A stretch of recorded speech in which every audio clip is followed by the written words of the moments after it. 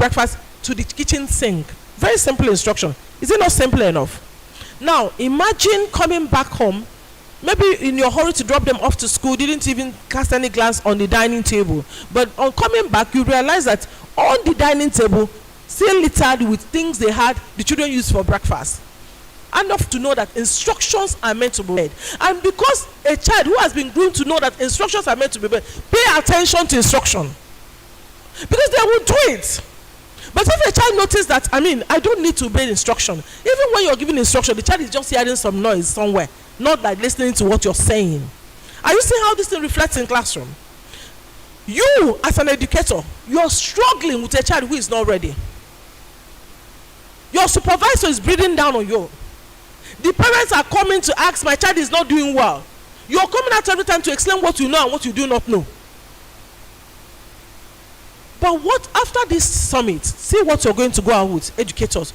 You begin to spot these children in your class, and you begin to give constructive advice to even parents and the school and your supervisor.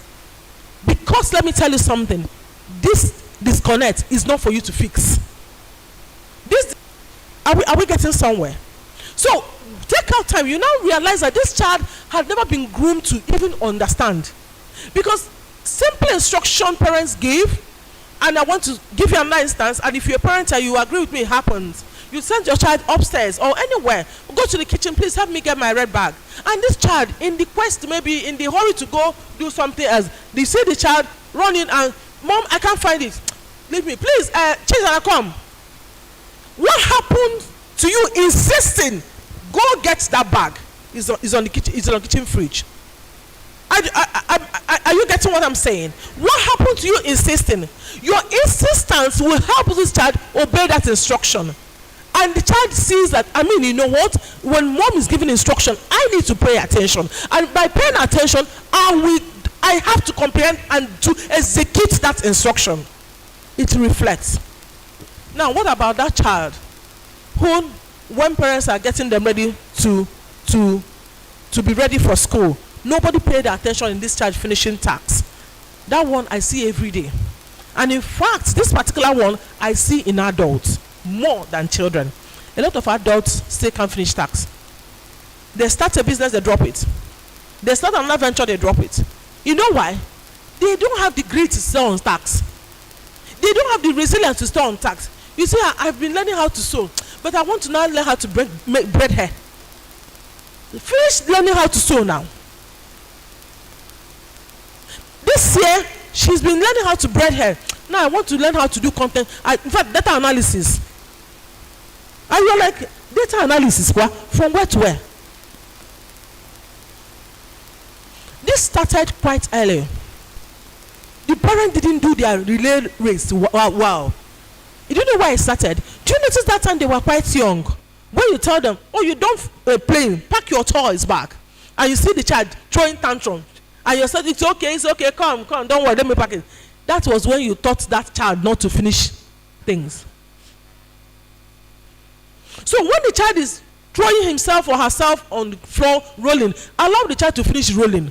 The moment they finish rolling, bring the basket. Please complete the thing. We are doing something before you started. Complete it. We are doing something before you started. You are simply teaching that child. See, tasks must be completed. And see them in your class. Don't you see them in your class? They cannot finish one class work. Their notes always scanty. Your supervisor is on your neck. Parents are on your neck. My child's note. This is my child's note. This person is shouting. It was the mom that caused it to. But because the parents cannot relate what is happening, they are looking at you to solve the problem. Excuse me, dear educator, you cannot solve that problem. So after today's summit, I challenge you to go and start looking at these children very well. And at that moment, you can now solve the problem because you are very informed. You can talk to the parent. You can tell parents what to do. Whatever age the child is, they can start the correction. I remember telling a parent recently, the child is in secondary school, and she was saying something. And as she was saying, I was speaking what was the problem. I told the woman, I know the child is in primary 6. I told her, please start giving instruction and make the instruction a bit lengthy. And I told the woman, please, you can even decide to do the instruction yourself. She asked how. I said, you can decide to hide your red bag under the bed. And then start the instruction. Go upstairs in my room. You know, as soon as you start enter my lane, take a left turn. You know, I told her, please make it lengthy, because I noticed that this child was never groomed to even try to comprehend. So I said, give the task. So by the time the child decodes the stages of this instruction and execute it, you are now building it at home. We cannot do this alone. I told her we can't handle this alone. You have to intentionally build it. You have to intentionally build it. So what am I saying here? When we talk about parents doing a first leg, we are getting the connection now. You are getting the connection now. I said teachers are responsible for delivering instructions, guiding learning, and providing emotional safety.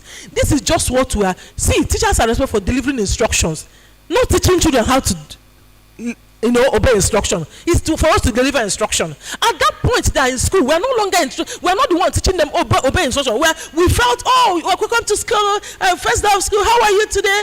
We felt you are ready. You know, that was the point where we're coming from. You are ready, so we can give you instruction. Now you're at school today, please keep your bag that way, first instruction. Now keep your shoes, make sure you remove your shoe and place your shoes here. And these are, we're not teaching, we don't have, we're not supposed to be doing it. But this is, if you even had Lady Jennifer, you notice that these duties had been overlapped or even outsourced to us, But we need to be aware so that we know what. So I want us to discuss example now. Quickly, when I say leading by example, teachers, even in that classroom where you are, you need to. I always tell teachers are role model. They're role model. There was an illustration Jenny made. It was talking about how she learned how to polish shoes just by watching Aboki. And I tell them, when the Bible said train up a child, I said the Bible is very wise. You know what the Bible did? They used train. You know how train is chained? How train, you know how train goes, it chains, So they use that chaining effect of train to train up a child. So do as I do, do as I do. You know how the train is going. So I always tell teachers, you are role models. I don't know how many of you still remember your teacher in primary school, whom because of her you change the way you speak and you change your handwriting. Do you still remember? They didn't even bother telling you change your handwriting. You just look at the board, you want to write the way your teacher is right. That is it.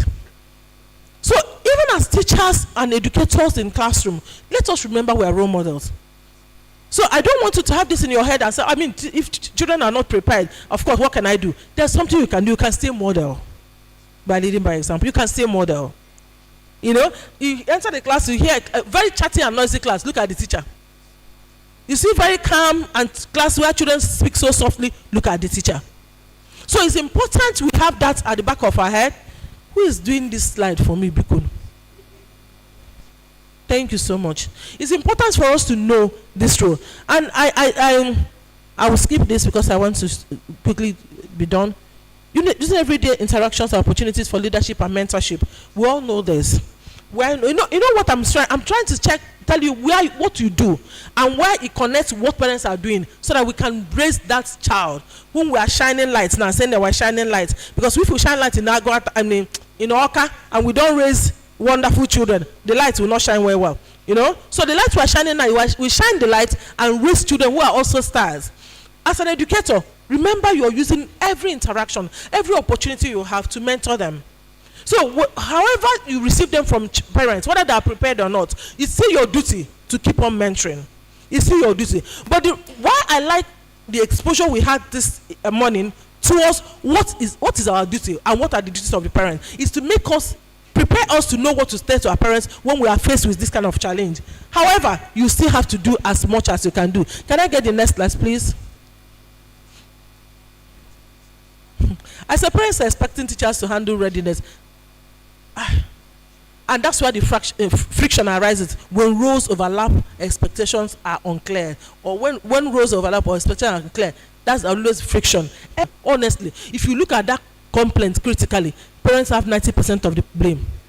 But you can't say it because if you say it, they will withdraw their children. So you manage, you just be managing what they're saying. But when they leave, you talk to yourself and this woman is your problem. It's not my problem. Parents, they always, I'm a parent also. So if he's indicting me, I'm also indicting myself. we have the blame most of the time. And because parents do not have their needs, their everything good. And then you see the thing, it will just translate to see brilliant academic reports. So parents is always the challenge, because they need to do it first, like before we can take the baton from them. Teachers expecting children to be fully prepared without parental support. Can I see the next slide, please? So I said that this disconnection affects everyone. The child struggles to learn, loses confidence, teacher frustration, stress, and limited impact. Parents feel disconnected from child successes, school culture, weaker partnership, and outcomes. You can relate to all this. Once this disconnect happens, see what happens here. This child struggles to learn. They keep changing the child from one school to another school. Meanwhile, not fixing the problem. The problem is going back to the root, going back to what you're supposed to do. I mean, redeem the much you can. Redeem the much you can. And teacher is frustrated, stressed, teacher resigning. Sometimes teachers resign for this kind of stress. Do you agree with me, teachers? Abi other reasons are reason why you just walk away. Teachers resign for this kind of frustration, stress. And sometimes your supervisor let out the frustration on you, the teacher. And you're like, I've been working hard. Okay? And I said the parents feel disconnected from child success and school culture, weaker partnership, and outcomes. Is that the end of my slide, please? Can I see?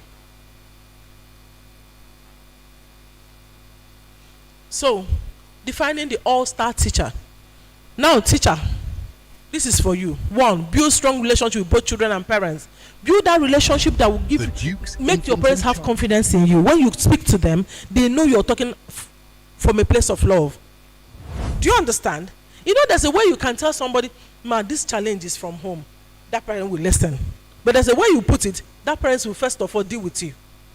So you need to build that relationship by honestly putting in your best and loving your child. And let the parents see that you really love this child. So when you begin to share your concerns and way forward, they listen. See beyond labels and immediate behavior. I love this one. See beyond labels and immediate behavior. Sometimes, if you don't understand some of these things, you see a child, this child is so disruptive, and all that. This child is just exhibiting the training the child got. You know, the recent thing I see in school now, every day parents come and tell you, oh, they're bullying my child in school. Have you noticed that? Every day bullying. So all of us, I said, how did we now manufacture bullies everywhere? I sat down to think. I found out that parents are the bullies. They finish teaching bully. The children come to school and exhibit it. They bully their house up. They bully their driver. They bully everybody around them. They shout at them. They, do also, and these children are watching them. When they come to school, they manifest. And then the same parents will come back and tell me, oh, what are bullies? I said, why is it that when we were in school, nobody talked about bullying? Was it that the word hadn't been produced then, or I don't know how to speak this English, But because when we were in school, we fight at children in school, and nobody tagged it bully. These days, parents will come every day and talk, and I sat down to think. I said, advocating for children's brighter future. By our anchor that we are in for a great time today. Have you been by our anchor that we are in for a great time today? Have you been learning anything so far? Ada, yes, has gone to sleep. Have you been learning anything so far? Are you still excited? Dr. Chibueze Afobwike is a passionate public servant and transformational leader whose work bridges governance, education, and community development. As the mayor of Agwata, local government area, Anambra State, he brings uncommon clarity, discipline, and purpose to leadership, driven by a deep belief that sustainable development begins with educated minds and empowered people. Before public office, Dr. Ofobwike distinguished himself as a lecturer of outstanding performance, earning a reputation for academic excellence, intellectual depth, and measurable results. His approach to teaching and leadership is rare and unconventional, combining rigorous thinking with empathy, accessibility, and relentless commitment to outcomes. It does not merely instruct school leaders and stakeholders who are committed to raising standards, shaping values, and building a future ready. Because what can a society do without education? every society of the world, the ones we admire across the world, in Europe, the Americas, Asia, just look at their history.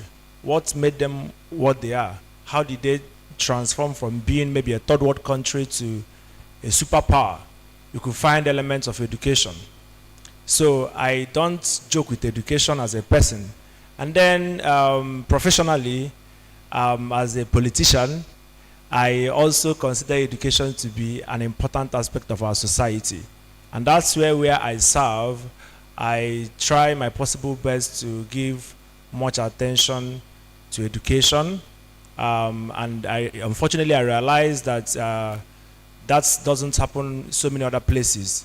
But we are doing our best to change the narratives for political office holders to consider the education of the child as very important, especially for those who can't afford certain quality education that are being provided by the private schools and others.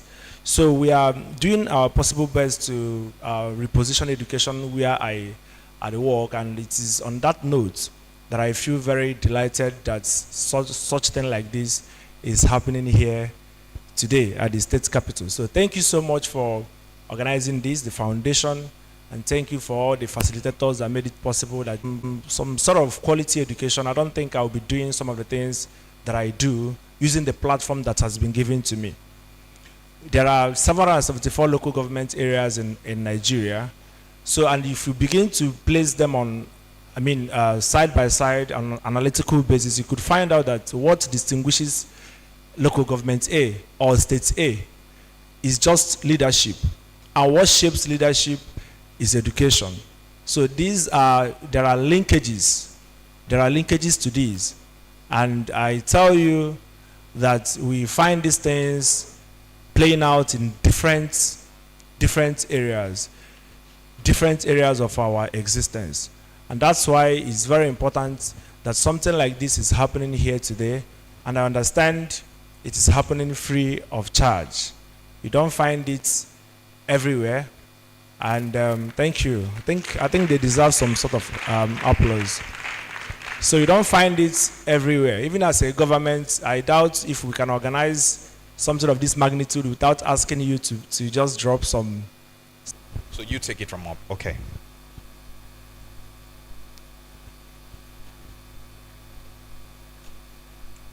Okay, they just be on their seats. All right. Okay. Okay. Okay, can we just turn off that light, the light behind? Can we shut it down? Very, very important. And so if we get our society filled with people who don't really understand, have right values of life, we'll keep shouting, we'll keep crying, we'll keep rigmaroling where we are. So this program is is a powerful vision. And I pray that the Lord takes it higher and higher in Jesus' name. So Duke Foundation, we are thanking you so much. What you're doing is wonderful. It is in alignment with the mandate of the Ministry of Women Affairs, what we are called to do. This ministry is a ministry that is designated to do, to take care of welfare of children and women and vulnerable groups. So,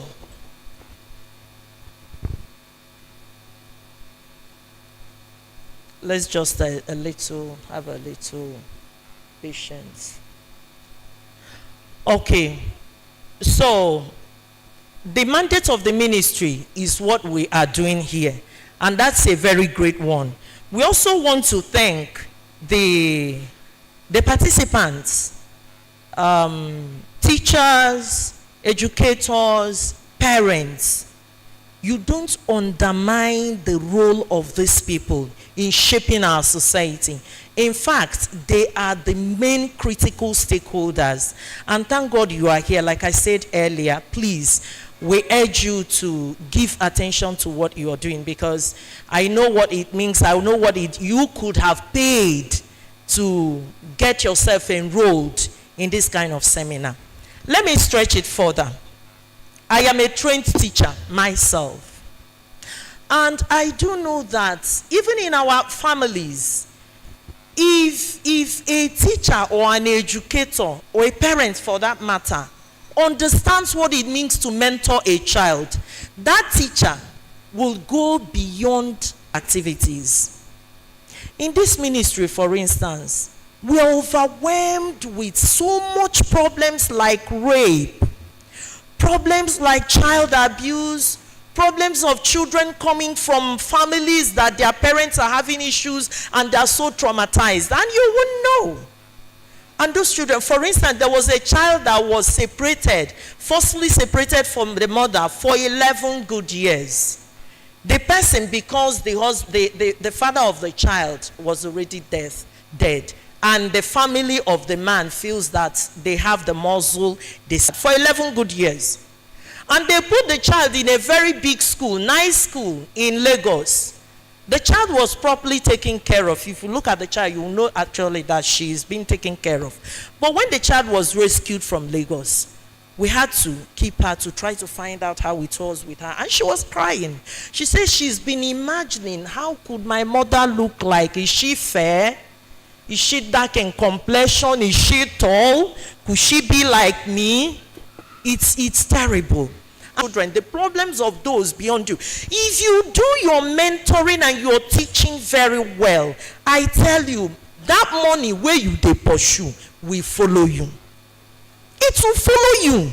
If you dedicate yourself, no matter the pressure, no matter pleasures around you, your work and what people say, be focused and make sure that you are goal-oriented. When you are doing that, you will find that at the end of the day, you can look at yourself and say, yes, I think I've played my role. Because life is like a stage, you know. When you are young, you are doing all these things. Time will come when you will no longer be strong to do them. Do you understand? Now that you are, like our friend one, because before you know it, you will be mentioned in one. Because before you know it, you will be mentioned somewhere.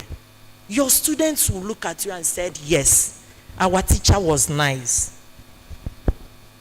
So, another thing I want to ask us, because I don't intend taking too much time because of other things we need to do, is that please, I am urging every one of us to make people around you, people you're mentoring, your friends. If a teacher, you know, you have to be fair, you have to be firm. When it is time to do that, do, but make sure that people around you are your friends. If you make them your friends, those children, they will be able to open up and tell you what they pass through. They pass through a lot of things that you do not know. And if you don't address it and teach them, at the end of the day, they will not get that full, well development that we are thriving for. So on this note, I want to thank you once again, and I say a big welcome to all of you to Anambra State. You know, I thank you for being here, and I pray that the good Lord continues to be with you as you continue in this program. Hope. Did I see hope here? Okay. Now one of the, I think, in fact, the people that are here, I'm really happy because they are really, you people selected them very well. I'm seeing some people. So I'm believing that at the end of the day, they have spent money, they have spent time.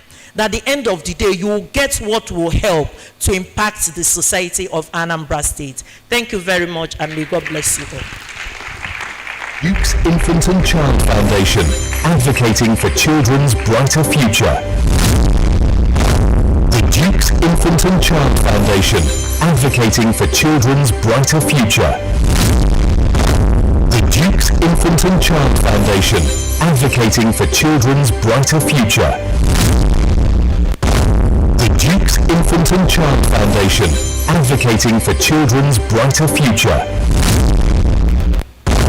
The Duke's Infant and Child Foundation, advocating for children's brighter future. The Duke's Infant and Child Foundation, advocating for children's brighter future.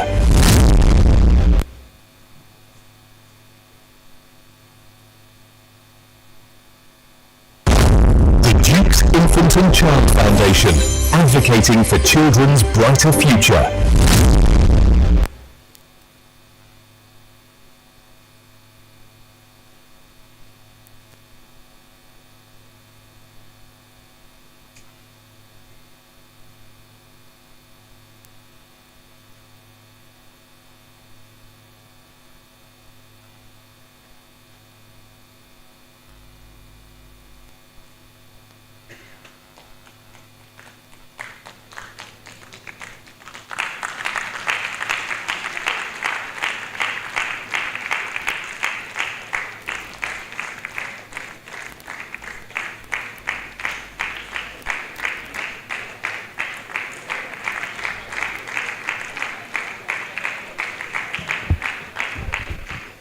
All right. I like the way you're clapping.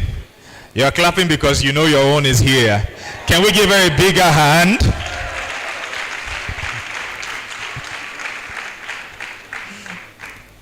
All right. Tell your neighbor it's getting hotter. It's getting hotter. I don't mean like hot, like we are getting there. Have you been learning something? Are you sure?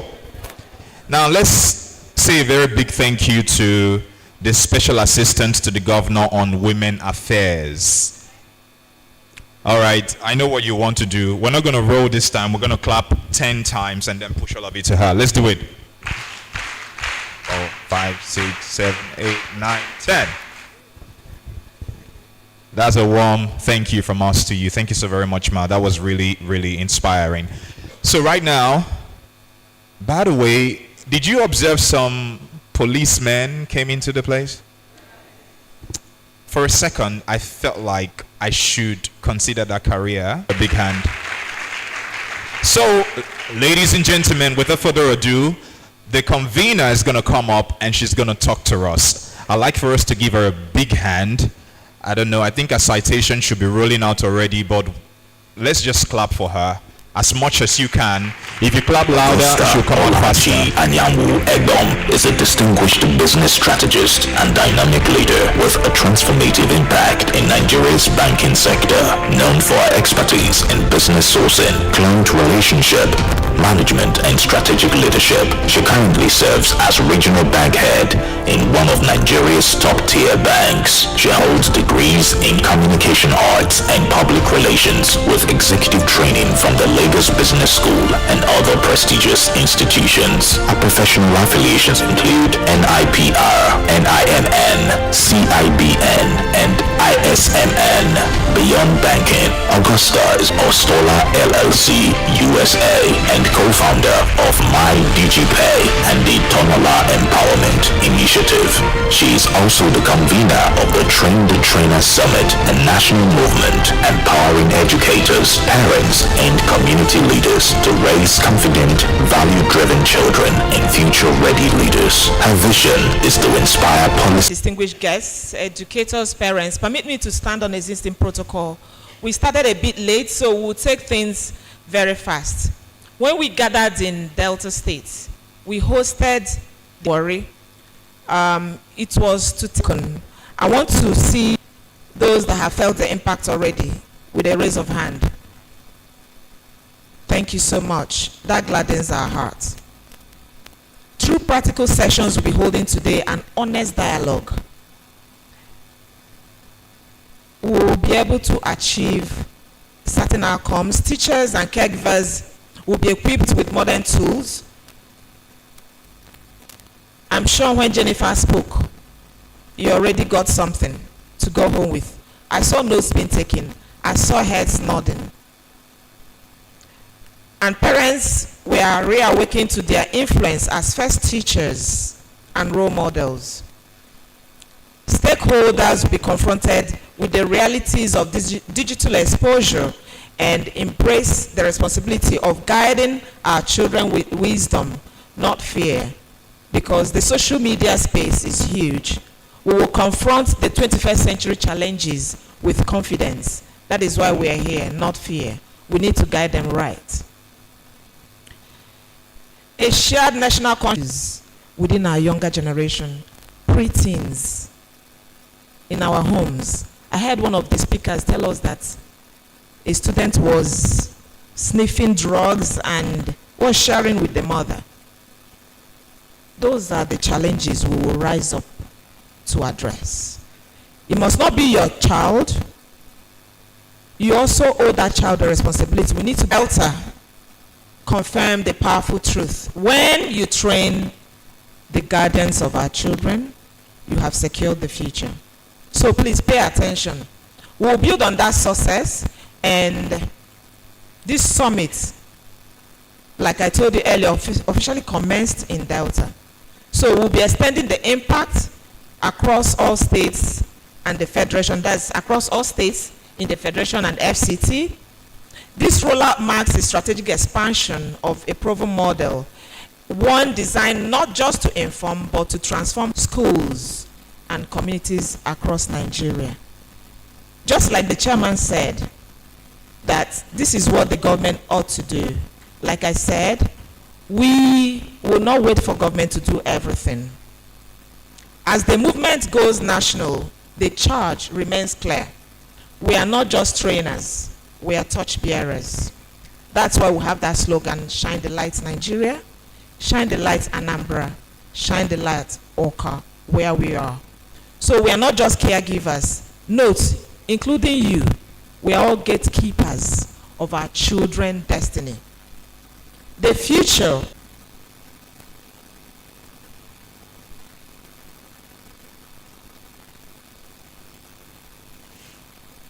Infant and Child Foundation, advocating for children's brighter future. The Duke's Infant and Child Foundation, advocating for children's brighter future. The Duke's Infant and Child Foundation, advocating for children's. All right. Can give our convener a big Train the Trainer Summit round of applause.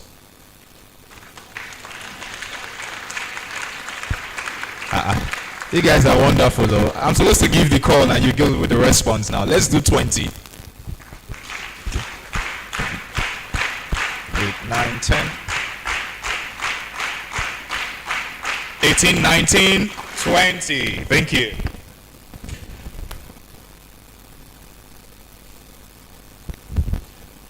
Okay.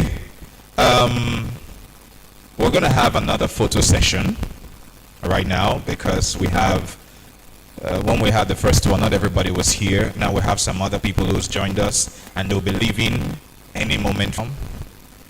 Official photographers only, oh. We don't want any other. All right, there you go.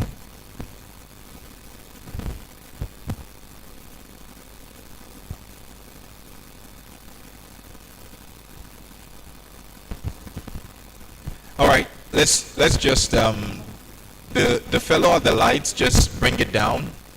I think there's a way you did it before. Just take it down.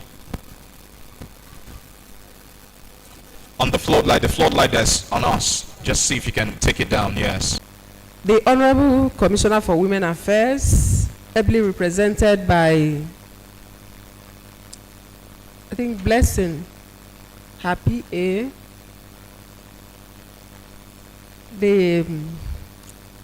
The well-dressed police, they train the trainers. I can see them in front, sitting with a friend.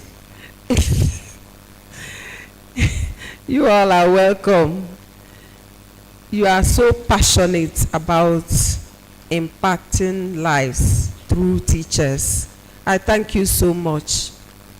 I said I must be here. I have so many things. But whenever it is about teachers, this is an innovation. Trainers Summit. I like to be part of innovation. I like to be part of people who want to impact lives. That's why I said I must be here. I have something I prepared. Let me just read it. The distinguished guests, respected facilitators, dedicated teachers, education stakeholders here. I don't know whether NUT is here, because this is about teachers, Ladies and gentlemen, I am highly honored to deliver this goodwill message at the Train the Trainers Summit for Teachers, thoughtfully organized by the Duke's Infant and Child Foundation with the inspiring theme, Empowering Our Generation Next, Raising Children to Thrive and Lead. I warmly commend the foundation for convening this timely and impactful summit here at Dora Akunyele Women Development Center, academic outcomes, but values, resilience, leadership, and innovation in our children. This summit rightly recognized that to empower the next generation, we must empower those entrusted with their growth and development. The theme before us is both visionary and urgent. Raising children to thrive requires equipping them with relevant skills, emotional intelligence, creativity, and adaptability. Raising them to lead demands intentional mentoring, strong moral foundations, and inclusive learning environments that recognize and nurture every child's potential regardless of background or ability. I particularly applaud the focus on training the trainers because sustainable educational transformation begins with capacity building. When the teachers are trained, they go and train others. I think that's the idea of training the trainers. You go and train others so that whatever you gain here will reach every other teacher in Anambra State. Teachers and parents. Okay. So when teachers are continuously trained, parents are continuously also trained because teachers and parents are working in hand in hand. When they are motivated and exposed to modern pedagogical approaches, the ripple effect is seen in confident learners, innovative classrooms, and ultimately a progressive society. As a passionate advocate for quality, inclusive, and child-centered education, just like our governor, Professor Charles Chukwuma Soludo, I reaffirm my support for initiatives that strengthen teacher development and child welfare. Partnerships such as this between foundations, educators, and government institutions are essential in advancing our collective goal of building a generation that is prepared not only for today, but for tomorrow. I encourage all participants to engage actively, share experiences, and embrace the knowledge and skills that will be shared during this summit. Let us live here renewed in purpose, united in vision, and committed to empowering our generation next to thrive, lead, and make meaningful impact.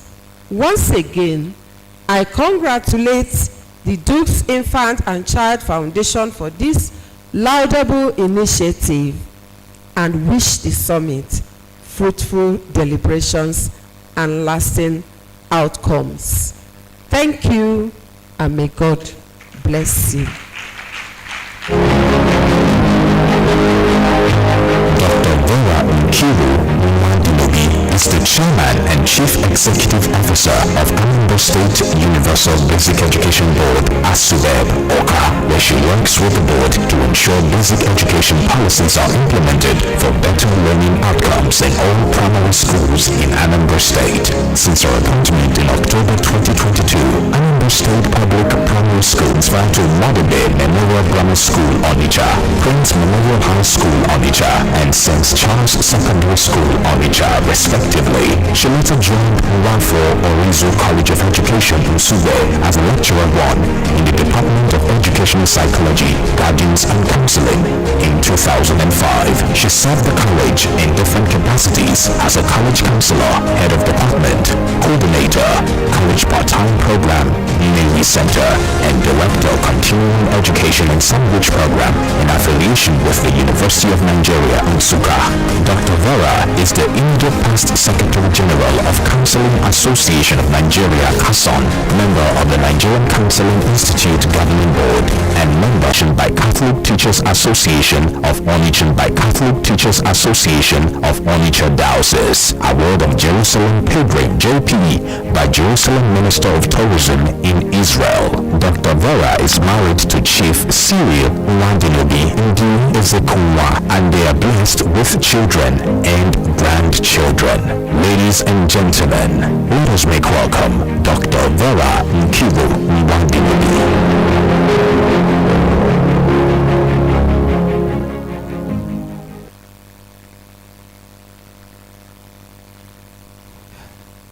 Wow, wow, wow, wow. Shine the light. Shine the light. Shine the light. Can we give our superb boss? 6, 7, 8, 9, 10. Thank you. Thank you so much, ma'am. And now we'll be moving into an interactive session. This is really going to be interesting. And you can see the stage is set for this course. Ladies and gentlemen, I should have you know that we are here to reset the next generation of Nigerian children, reset their mentality. I believe you're learning a lot. Are you learning? There are 3 things you must do here. You must be ready to learn, relearn, and in fact, unlearn the ones you've learned before, because you have the latest information here. Ladies and gentlemen, I would have the moderator for this session, Uche Monu, come forward to the microphone as she leads us on this panel discussion. Please give her a big hand. Is the CEO and lead consultant at Silver Crest Educational Services Limited, an innovative educational services company focused on delivering inclusive, transformative, and result-driven learning solutions. With over 15 years of experience in teacher training, school improvement, and educational leadership, Uche is a respected voice in the educational sector. She holds a Bachelor's of Arts degree in French, a postgraduate diploma in education from the University of Nottingham, UK, and an advanced diploma in educational leadership and management. A certified Montessori directress, she holds a diploma in special educational needs and is an alumna of the Lagos Business School's senior management program. Uche began her educational journey in 2010 by establishing an after-school center in Asaba, and later established Silver Crest School Lagos, which evolved into her current consultancy. She is also the founder of the Explore Foundation, a non-profit promoting equity and inclusion, especially in public education. A passionate advocate for quality and inclusive education, Uche empowers educators and institutions while organizing international educational tours and conferences as a certified travel consultant. Her work continues to inspire educational transformation in Nigeria and beyond. Ladies and gentlemen, let us make welcome Uche Monu, CEO, Silver Crest Educational Services, founder, the Explore Foundation. All right, good afternoon, ladies and gentlemen. I'm glad to be here. I'm here to anchor a panel session where we will be learning. It's quite interactive, so please, we're going to be receiving questions from the audience, and it's interactive. So the title of our panel session today is Quality for Quality, Redefining Teacher Professionalism. All right. So on the panel today, I'm going to be welcoming 2 of our previous speakers, Lady Jennifer Ekweme. Please put your hands together for her as she comes up. Lady Jennifer Ekweme from Enugu, Safe Hands School, right? Yes, Safe Hands School, all the way from Enugu. You're welcome, ma'am. Anywhere, please. And next we'll be inviting Barrister Doris Chinedu Okoro, the CEO of Evergreen Group of Schools in Enugu. Put your hands together for her. Next, we'll invite our global coordinator of the Train the Trainer Summit, Mr. Rotimi Eyitayo, CEO of Team Masters. He's the one behind the national drive, our global coordinator, taking us to the 36 states of the Federation. A round of applause for him. And finally, Ms. Ruhaman Ifere. Is she here? All right, put your hands together. She's project consultant, Team Masters. And I'm also on the panel as well. Questions out. And please, if you have any questions, please write it down. The ushers will bring the questions to us. So this is an interactive session. So first of all, I will start with Barrister Doris. What does professionalism as a teacher mean to you?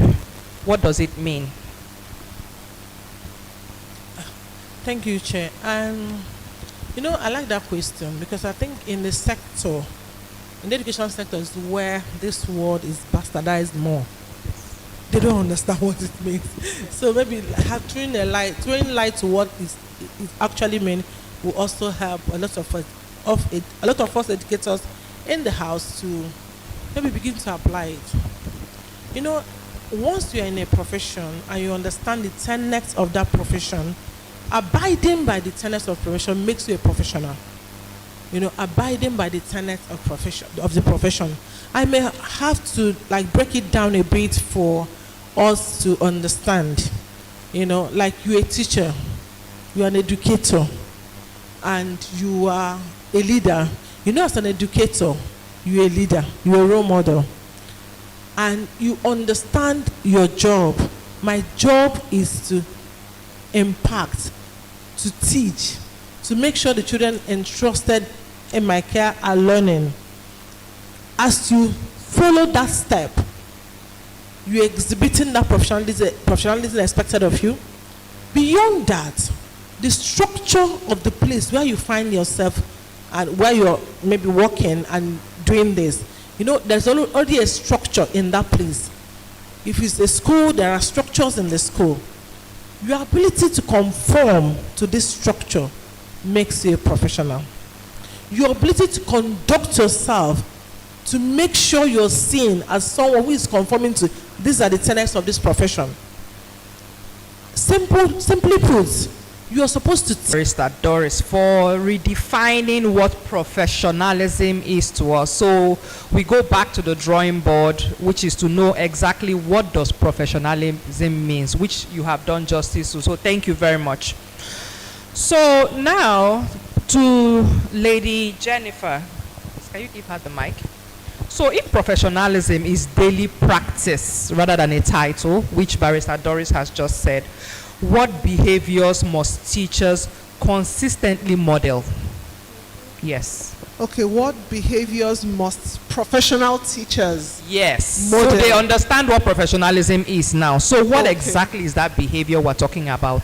Okay, I know most of us are young. If we can cast our minds back, we would remember that when somebody behaves a certain way, they would say that person must be a teacher. There were some things that made teachers stand out before now.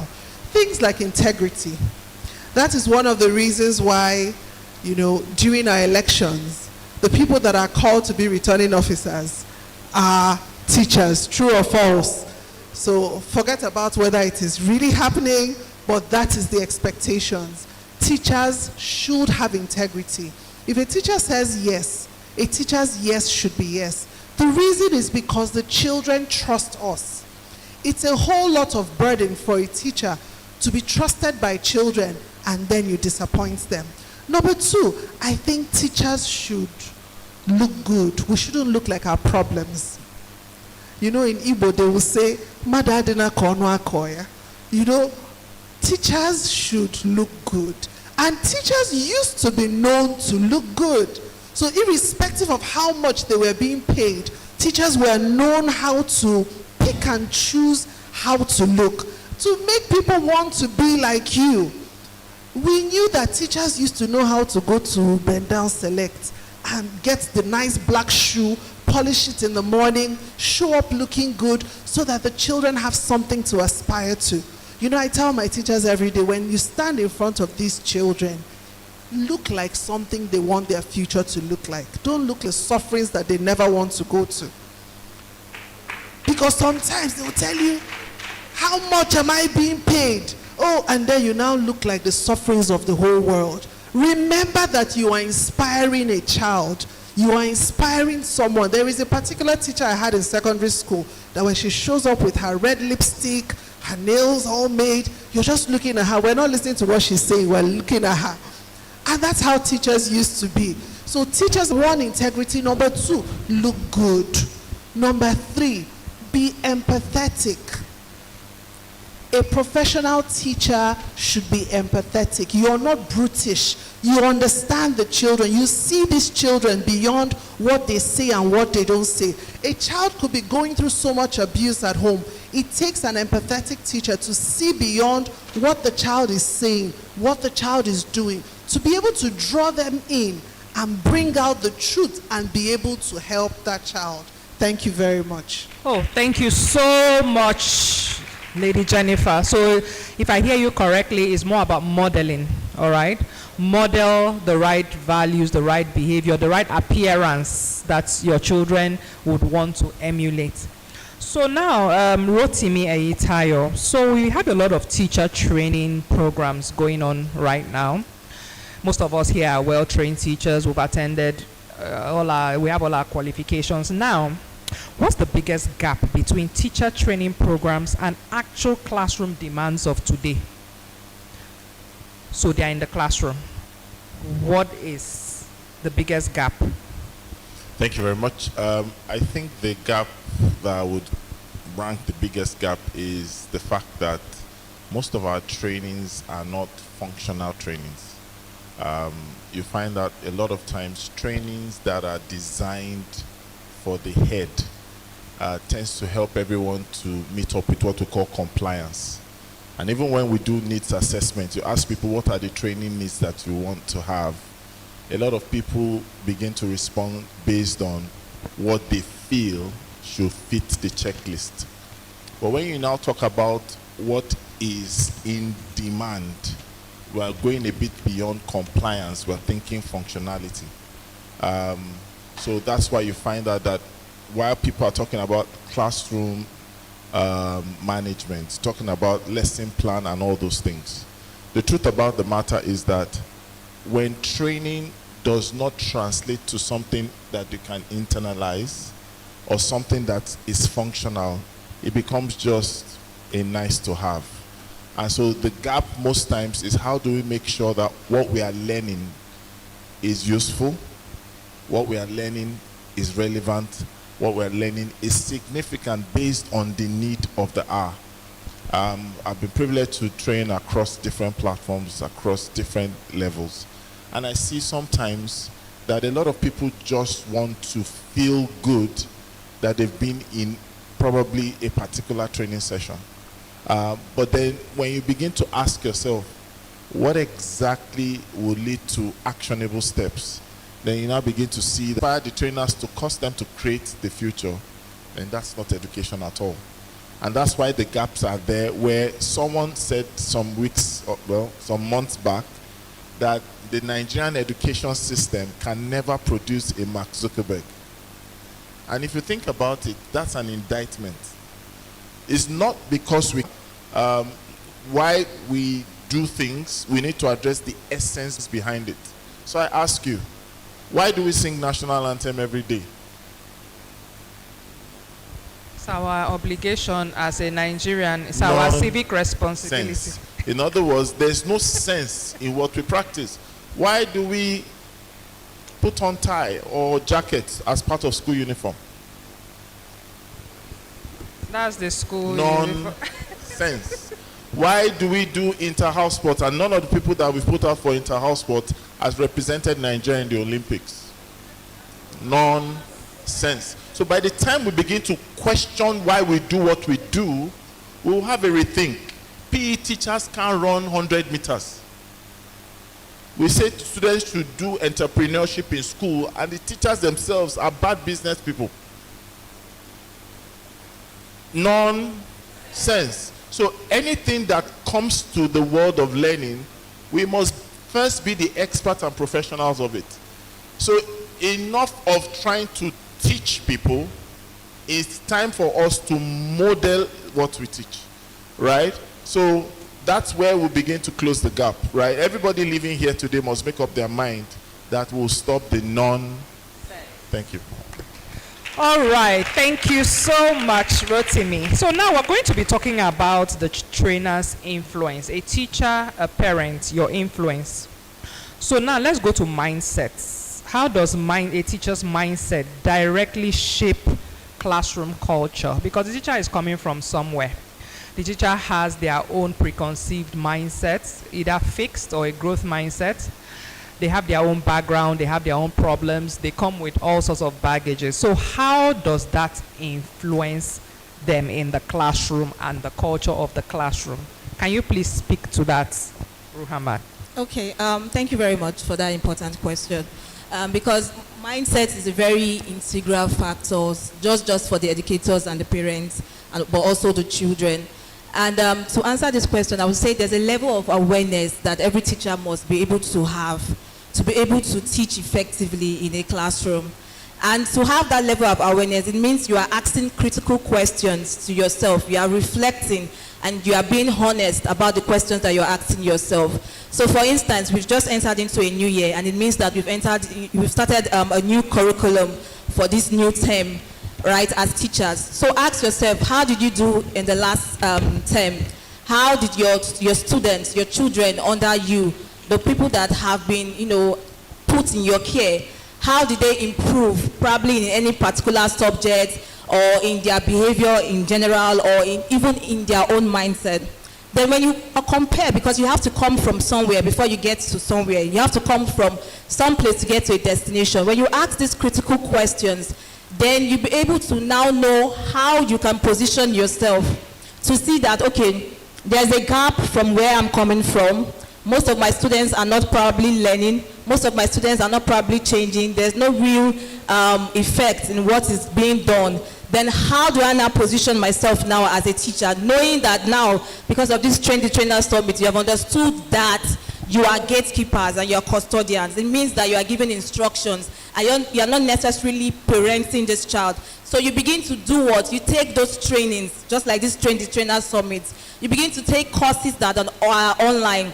The world is a global village, and it's really a global village in the real sense of the word.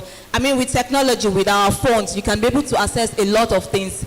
If anything comes to your mind right now, just ask questions. Ask ChatGPT, for instance, using that as an example, or Gemini, and it can take you to places that you never thought was possible, that you'll be able, even in your own language, in Igbo language, you'll be able to codify it and be able to internalize it, and then be able to create that transformation in the schools. I talked about level of awareness.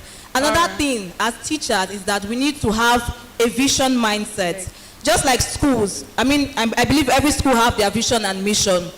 We will ask the students in the schools that they should tell us what the vision and mission of the school is. Like they should, have it in their minds.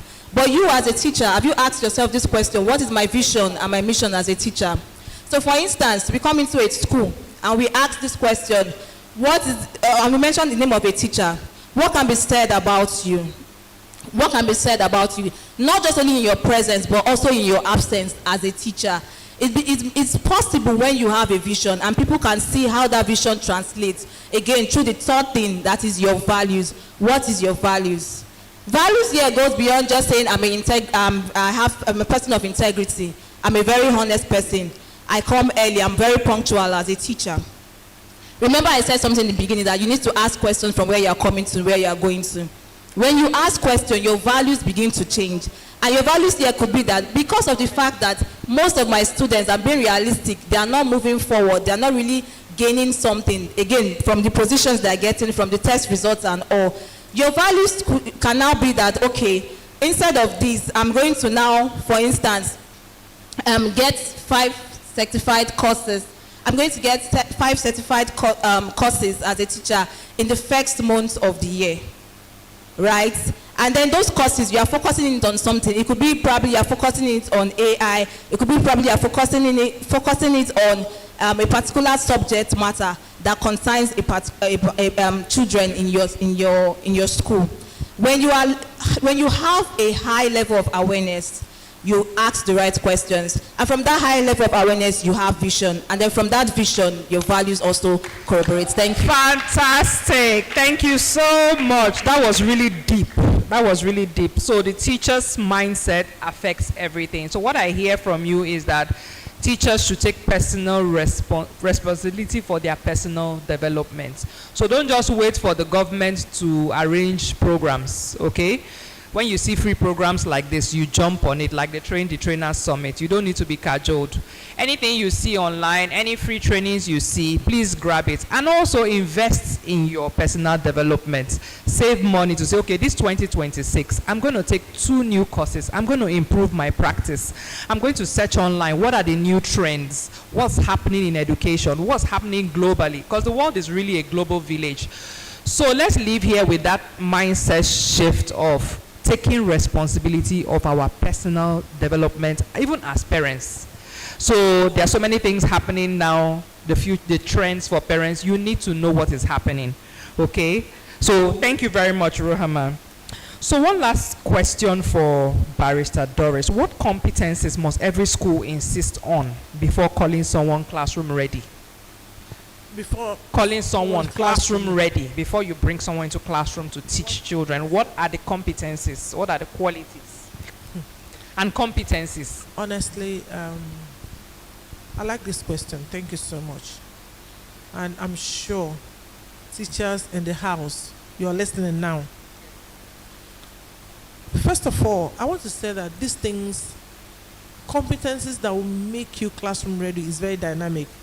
Do you agree with me? Yes, they change. It changes with time. I'm sure prior 2020, a lot of us didn't know being very tech savvy is important and going to make you classroom ready. We didn't know that prior just 2020.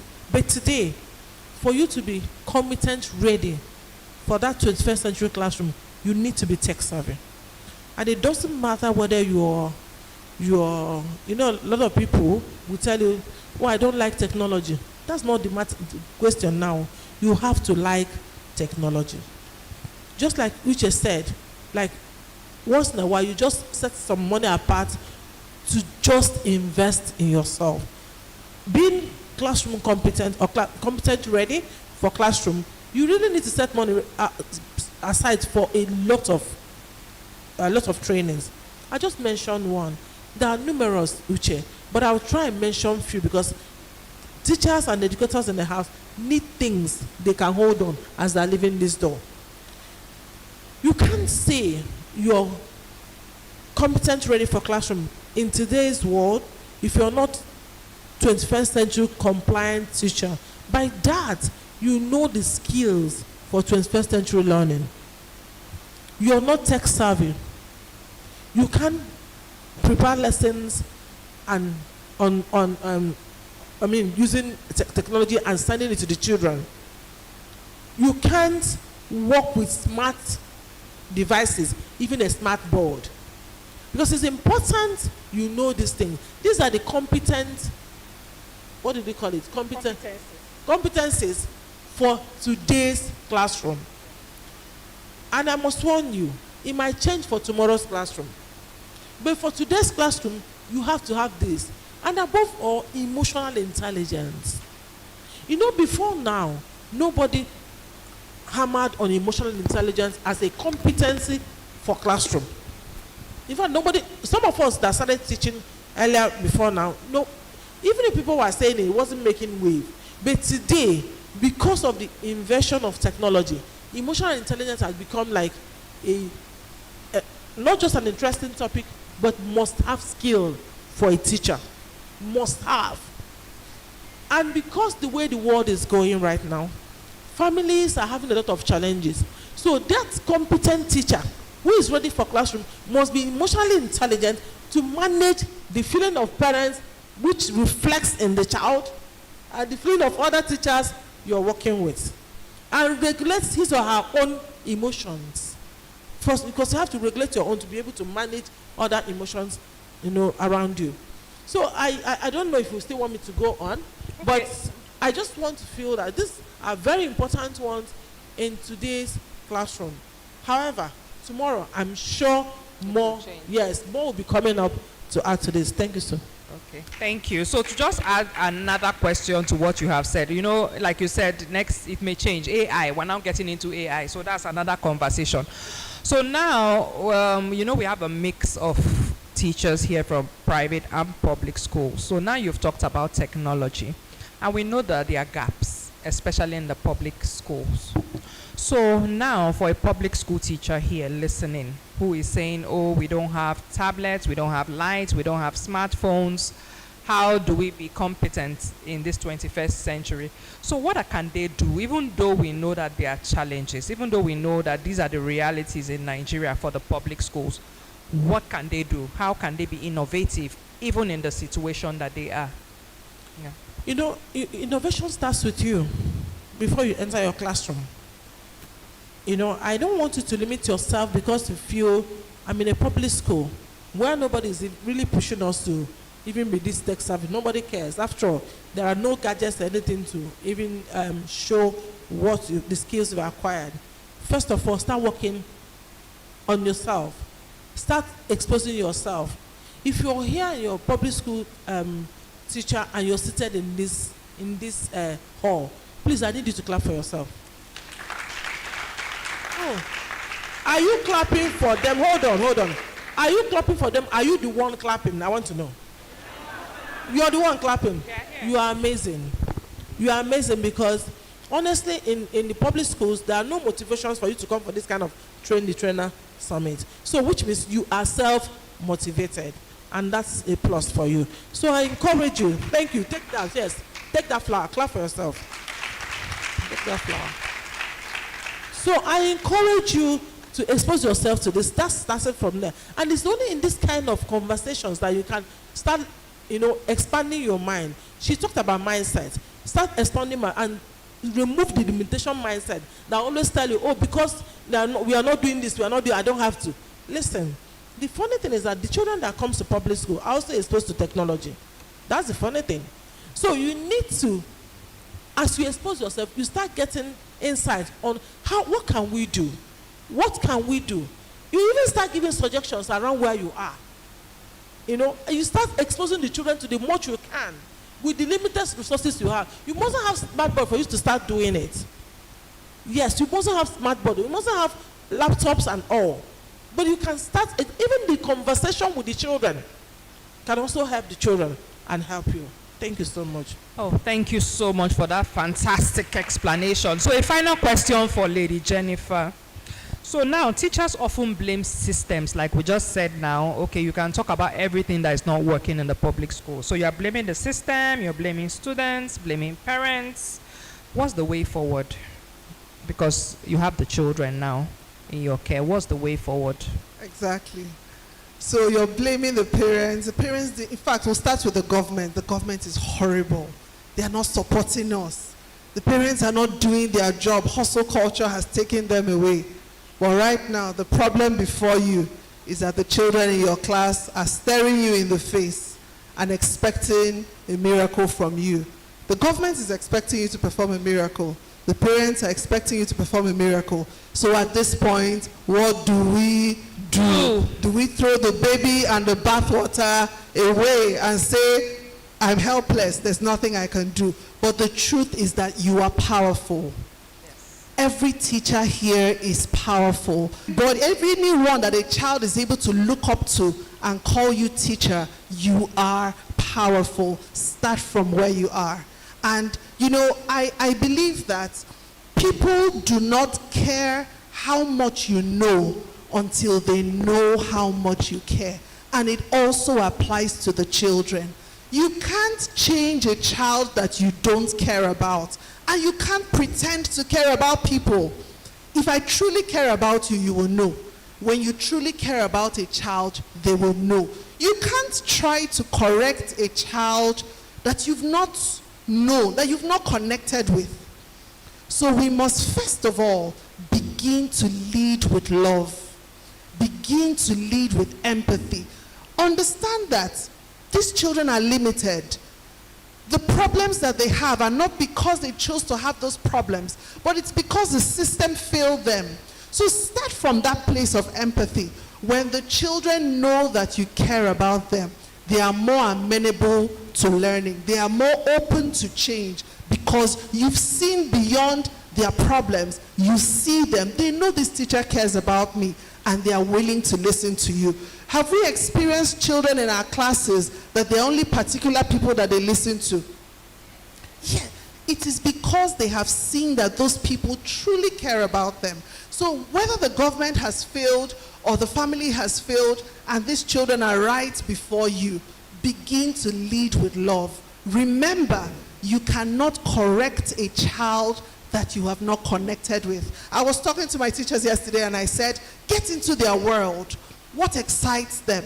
Talk about those things. When you're in their world, when they see that you are as human as they are, you see what they see, you know the things they know, it's easier for them to connect with you. And then when you now come to correct them, they know that this person is not coming from a vindictive point of view. They are not coming from a judgmental point of view. They are correcting me because they love me. We know of very wicked teachers that we know they are wicked though, but when children see them, children are running to them. The truth is, we might see them as strict, as firm, and you will think children will run away from them. Those firm teachers have been able to connect with the children. So the children know that beyond this firmness, this person truly loves me. And then your influence will really count in the life of a child. Thank you. Fantastic. Thank you so much, Lady Jennifer. So what I hear you say is connect to the child first before you can impact. Connect to impact. Thank you. So we'll take questions from the audience. If you have a question, please, you can bring it forward or raise up your hands. The mic will be given to you. Anybody? Yes, thank you. We have a question. Ruki. Yes. So we have a question from, okay, first question, please. Thank you. Uzoma Chinelo, El Salma Schools. Okay, my question goes to Lady Jennifer Kweme. While she spoke in her first session, she mentioned the reasons why the topic she took us to was very important.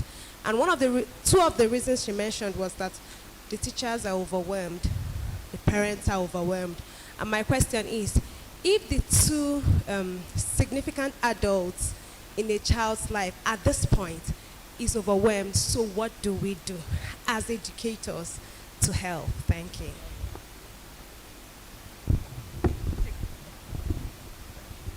I think it's one thing to be overwhelmed. It's another thing to sit down and ask yourself, why am I overwhelmed? What can I do about it? As a parent, there are times when you're overwhelmed, but you sit down and realize the job has to be done. There are things that this overwhelm is in the mind. So if we're able to compartmentalize the things that are overwhelming us, we're able to deal with them. So for the teacher that is overwhelmed, the teacher needs to sit down and compartmentalize her problems. Are my problems behavioral problems? Are my problems academic problems? And group the problems together and begin to try to deal with them. If the parent is overwhelmed and the teacher is overwhelmed, the child will suffer. So at this point now, from the teacher's point of view, the teacher needs to be objective and tells themselves, okay, I know there's a lot to do, there's a lot of chaos here, but begin to group those problems and it will be easier to be solved. The same with parents. In the midst of the overwhelm, there are bills to be paid, there's a lot to do at home. Compartmentalize it and ask yourself, what is important to do now? Not everything that is urgent is important. Or rather, not everything that is important is urgent. So which one? What are the urgent things to do now? And the important things that can be done later. When we do that as parents and as teachers, it makes our life a bit easier. Thank you. And in addition to what you've said, that word is mindfulness. So practicing mindfulness. So maybe you can Google it, ask your phone, say, what is mindfulness? So that's what she just explained. Being mindful. What exactly is the problem? So unboxing it. Is it marital problem? Is it financial? And then start to tackle it one by one. And then for teachers, what I would say is organizational skills helps as well. If as a teacher you are organized, you won't be overwhelmed with the workload. So planning is very important. You know that your lesson plans are due. You have your schedule for the year. You know what you ought to do. Sitting down and just planning and following through, that would help. Yes, and then. Okay, so let's cut this academic thing. A lot of you are on overdrive. Teachers don't have fun. You go to school, you go to the house, you sleep, you wake up. A lot of you don't have functional hobbies. So one of the practical ways to stop overwhelm is to laugh. Have a laughing session every day, minimum of 40 minutes. You want practical skills, yes or no? 40 minutes recommended. Tell them at home, nothing is wrong with you. Maybe at 9 o'clock, 10 o'clock, laugh. Non-stop. You don't need trigger. You don't need, no. Don't watch comedy. Comedy means something triggered your laughter. You don't own your joy when something has to happen. That's why most of you are only happy at the end of the month when there's alert. Before alert, you are miserable. After alert, you are miserable. So you need to control your joy. Have a sport. Have a hobby. Walking is not a rich man hobby. It's a healthy mind's hobby. Jogging is not a rich man's hobby. It's a healthy mind's hobby. Do you understand? How many of you know how to swim here? I'm not saying mental swimming, physical swimming. You see, listen, until you practice abundance, the first weakness and frustration you experience in your mind, and it's your mind that can take you further. When it's Thanksgiving in church, have you noticed how long we dance? Talk to me now. Or for those of you that go clubbing, when you dance or at a party, have you noticed you dance, you sweat, you dance so long? But if you are in a session like this, you are tired. Why? Because most of the time, your real strength is derived from the mind. Mental strength is what leads to physical strength. Are we together? And so most of us need to start investing in that. There's none of you that can't do much. Trust me, if you ask our convener and other people, behind the scenes, they do several things. Listen to the profiles of people. They're in one meeting, they're doing something. One human being. Are we together? Do they have two heads? Most times it starts with the mind. So practical ways, mind first. Everybody say mind first. When you get home today, laugh for at least how many minutes? Can we try it here? Oh yeah, everybody, for the next 2 minutes, laugh. As let's say for example, the school I work for also have stipulated rules and regulations that really doesn't approve of these things. So how do I intentionally and calculatively help this child without offending the parents and also breaking rules and regulations? Thank you. Teachers are really superheroes. We really are superheroes. So I'll tell you a story. Last term, we had a new child join the school. And the first complaint the teacher gave was that the girl steals. So she takes people's pencils and erasers and puts inside her underwear and begins to walk funny. Grade 1, 6-year-old. So we called her the first time and the teacher tried to talk to her. And she said her mommy doesn't have money because daddy doesn't provide money. And then the next time, she's very naughty. When the teacher tries to talk to her, she jumps at the teacher and tries to beat the teacher.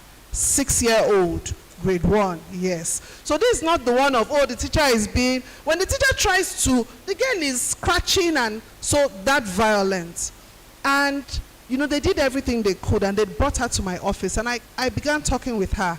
And the girl said, my daddy is always beating my mommy. Daddy is always beating mommy. It's always happening. The girl is frustrated. She's crying. And it's the next speaker quickly. So please write your questions down. When the next speaker finishes, we'll take more questions, okay? So the ushers will go around. You know that we have the divisional police officer of Ogborikoko Police Station. Officer Temi, she's right here. Please give her a big hand. Now, we have the next speaker that is coming up. Trust me, if you are sleeping, Wake the next person. Say, neighbor, wake up. Neighbor, wake up. Next person. Say, neighbor, wake up. Neighbor, wake up. We hear from this speaker. The father, the auntie, alcoholics, this young guy can drink a bottle of Hennessy and still drive from here to Enugu. So his body was already accustomed. So a research was done by a group of Harvard professors. How many of us know that addiction can be passed down genetically? How many of us know? Genetically. So it can be in your lineage. So you will not necessarily be addicted to the same thing your father or the risk factors for substance use. Another one is mental health disorders. I was speaking at a program in Enugu State last year. A top government official was there. I won't mention her name. I spoke on children who struggle with anxiety and depression. I finished speaking, and this one came and said, how can you say children struggle with anxiety and depression? What are they thinking about? Are they paying school fees? So children can also struggle with mental health disorders. And when we find out that there's a struggle, children are diagnosed with schizophrenia. And they are put on haloperidol, risperidone, strong antipsychotic medication. And here was somebody who should be a voice in the state saying that it's not possible. So let's be careful where you put your ears and what you listen to. So mental health disorders as well. So let's go. So now we are in effects of drug abuse on young people. For me, the first effect, I didn't put it in these slides, is death. Death. Yes, because I have actually witnessed people die from drug use, overdoses. I told you I lost 4 of my friends. 4 of my friends who died, who are no more. Time will not permit me to read with you. But there's a story of a young boy who was 13 years old in Enugu State. I was in Lagos 2 years ago for a seminar or something, and then the mother called, and the mother was crying. Mr. David, help my son. Help, help, help. I said, what's the problem? He said he's addicted to colos. I said, how old is he? She said he's 13 years old. I said, wow. I said, okay, I'm not around now because I couldn't gauge the severity of the issue she was talking about. I said, but when I come back, I will see you. She said, please, sir, please, sir, please, sir. Then when she finished, she sent me some videos of the boy. The boy was an excellent footballer. He used to play in UNEC, which is next door to my office. UNEC football field. When he scores a goal, when he takes off his shirt, just like footballers do now, he will write something about Jesus. Yet, this same young boy was struggling with addiction. So I came back in 2 weeks, and I had forgotten. But I gisted my wife. So my wife said, have you called that woman back? I said, oh yeah, that's true. I picked up the phone and I placed a call. Hello, ma. She said, hello. I said, how are you? I'm back now. She said, welcome. I said, how is your son? She said, he died yesterday. Died yesterday. He died yesterday. 13-year-old. The age of initiation into drug use has drastically reduced. We have 9-year-olds. We have 10-year-olds who are actively using substances. Very quickly, you need to know the effects. The physical effects, please go back. Brain damage, especially for young people under 25. I've said it for whoever cares to hear. A little education on the development of the brain. The frontal cortex is not fully developed until we are how old? 21 or thereabout. Now, the frontal cortex is responsible for executive functioning, impulse control, decision making. Now, this is the reason why you see teenagers do things as if they don't have sense. It's not their fault. The part of the brain that is supposed to help them, their impulses, has not been developed. So you, who takes care of them, has the responsibility to hold their hands through that phase. I had a cousin in the UK. One day he just decided he was going to pierce his ears and his nose. Pierce the 2 ears, pierce the nose. So my uncle was mad. So I told my uncle, I said, because the boy was 14 or 15, I said, he's not thinking. He's not thinking. He's in this auditorium should be a prevention advocate. You should include it in your day-to-day lifestyle of making sure you prevent, which is the primary objective of drug prevention, is to help teenagers or younger people to avoid or delay the initiation of the use of drugs, and if they have started, avoid it from becoming a disorder. So that's what prevention is. For parents, build emotional connection, not fear. Please avoid scare tactics. Don't tell your children that if they use drugs, they will die. Because they see Davido smoking, he didn't die. And Burna Boy, they see it, they watch them, and they have not died. So don't tell them. And if you tell them, you are lying. So don't tell them. Avoid scare tactics. Talk early and honestly about drugs. Have conversations. Mommy Dory said, model. When he said train up a child, it is model. Model right examples for them to follow. Some of you are addicted to something and you are telling them not to be addicted to anything. Monitor peer influence. Set boundaries. Pray. Say with me, pray. But also pay attention. As the Bible says, watch and pray. Teachers, this is for you. Integrate drug education into curriculum. Train teachers to recognize early signs. You are a school owner here, you haven't trained your teachers to recognize. The parents might be the first line of defense. The teachers are the second line of defense. If your teachers cannot spot early signs, Mom Jennifer talked about hustle culture. So parents are busy hustling, father and mother working. They've given the child to you. Now you should try to be able to detect these signs. Create safe reporting systems. I had a case in Lagos where a young girl, her kidney was damaged using cocaine at 13 in a secondary school, one of the most expensive schools in Lagos. I asked her a simple question. Why didn't you report to your counselor? She said the counselor talks too much. She said the counselor talks too much. So that girl suffered because the parents were not around. The father lives in Abuja, the mother in Dubai. The only person that could have helped, they say, talk. Some of you teachers, a child will confide in you, you use their story as devotion topic the next day. You need to do better. Address bullying and academic pressure. Partner with professionals, not punishment alone.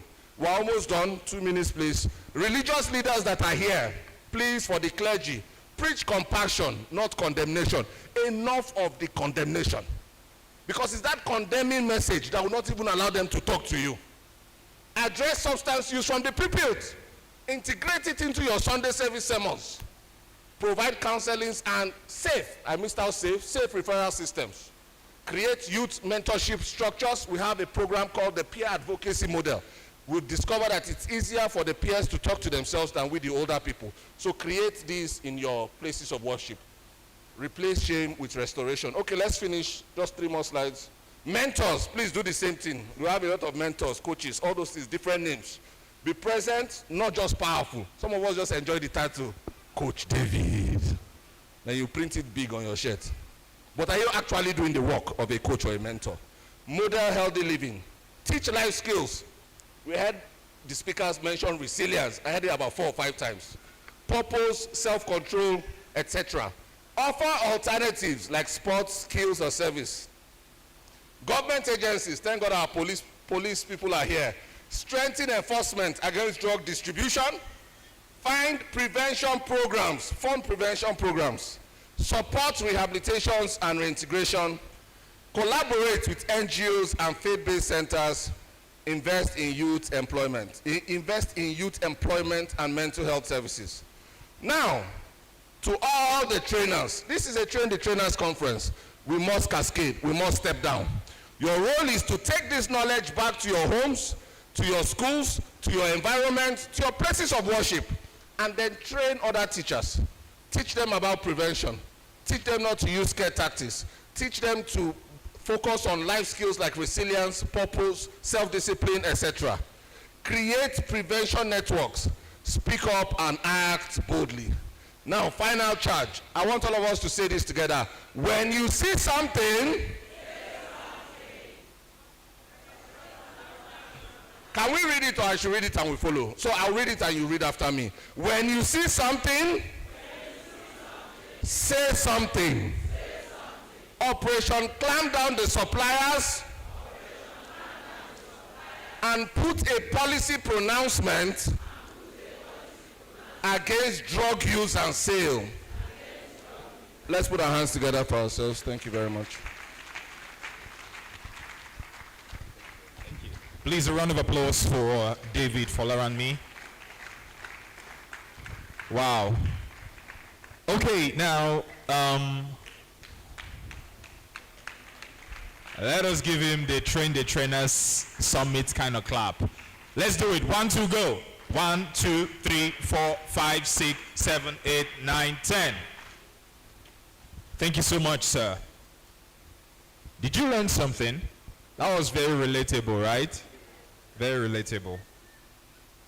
And it's a clamp down on all drug suppliers. So now we're going to move on to the next. Tell your neighbor the next.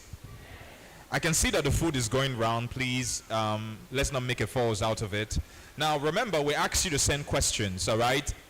We want to get your questions. If you have your questions, just beckon on me. I'll take it. Like, you've written down your question? All right, so I'll come to you and just get the question from you. But right about now, ladies and gentlemen, our next speaker is standing by. Media, please.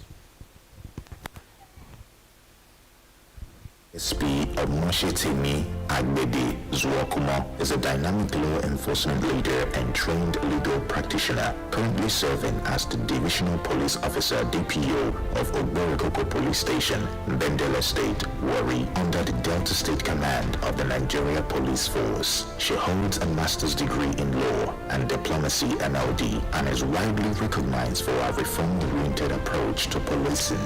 With a strong passion for youth engagement and community-driven security, CSP Agbede Zuokuma champions initiative that fosters trust, safety, and civic responsibility. Her signature programs, Catching Them Young on the Right Path, and See, Say, Do, focus on security, education, advocacy, and empowering young people to make informed, willful, and impactful choices. Through strategic partnerships with communities, NGOs, and schools, she promotes modern, inclusive policing built on integrity and collaboration. Her leadership is shaping safer communities today while nurturing the patriotic citizens and ethical leaders of tomorrow. Ladies and gentlemen, let us make welcome CSP Omoshitimi Agbede Zuokuma, DPO, Ogborokoko Divisional Police Officer, Delta State Command, and co-initiator and driver of Security Education Advocates, SEA. A round of applause for yourselves.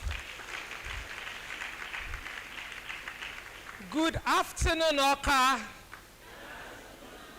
I'm so glad to be here today. I don't know about you. Each time I listen to speakers in this Train the Trainer Summit, I'm out of myself. Come. Oga MC, how many minutes do I have? 30. Ha. Okay. So let's make good use of it. To the convener of this program, thank you for always remembering me to be a part of reshaping this generation side by side with you. To my Commissioner of Police, I'm sorry I'm in Oka. Delta State Police Command in the person of CPI, not James Adeshola. You're not here, but I know your spirit is here with us. I want to say thank you to you, Daddy. You are awesome. They gave us wings to fly. We are sitting on their shoulder. You should be standing here today, taking this topic I'm going to take. And it says, act now and act fast. You've heard all the speakers before I came in, and Coach Dave just did justice to the topic on ground. Mama, you think I will forget you? No. So the convener of this program, beautiful Mama Oster, you are a pastor. You have an assignment for the generation. The voice is going to the nooks and crannies. Generation Next is hearing it. And in your lifetime, you will sit as a community mother and reap the fruits of your labor in Jesus' name. Yes, I saw on the program registration free. Who am I? I got to know that I have to be in Oka today, not Saturday, at 7:15 a.m. this morning. I had not taken my bath. Can you believe that? And I wasn't worried. More. When somebody they convey for free, me I go one day my house they sleep, or day office they talk. A generation needs to be liberated. We have to act fast and now. No better time than now. I will go back to some examples by the grace of Almighty God while I was being introduced, convener of this, co-founder of this. What do? We go to schools, churches, that's places of worship, anyone that calls us. We go to communities. And what do we tell them? Starting on the note where Coach David ended his talk. We tell them that when you see something, you say something so that we do something together. It has come to that stage that we cannot sit on our heels, we cannot afford to keep quiet anymore. This generation needs us. And as teachers and parents, the assignment is given to you. Parents in the house, God Almighty will ask you questions. Why did these words given to you turn out this way? To our teachers, wallahi, you are community parents. You have questions to answer to God for those learners in your class that you see every day, that their moods changed and you could not say something or ask a question to make a change in their life. Before, we see teaching as a calling, just like policing is a calling. If you are forced to go and join police because you do not have a job, or because it's a stubborn child in a family, and the parents felt, oh, this boy is too the thief. My son is too stubborn. When he finishes secondary school, he should go and join Nigerian Police Force. Onado, welcome. When you give them to us, we always say everywhere we are privileged to say it, we train them and bring them back to you. A policeman is meant to serve the society. True of us. You are the one paying my salary. You are the one that gave me a job. I am serving you. If I'm serving you, then you should think of giving, I say this everywhere, a country that is heading for doom and damnation puts its security in the hand of a criminal. I will rephrase. Only a country that wants to destroy and not have a fruit will put its security in the hand of a criminal. As I speak to you now, recruitment in the Nigerian police force is ongoing online in every state of the federation. We have community leaders, religious leaders here. There are forms you fill. We have parents here. You work in the local government.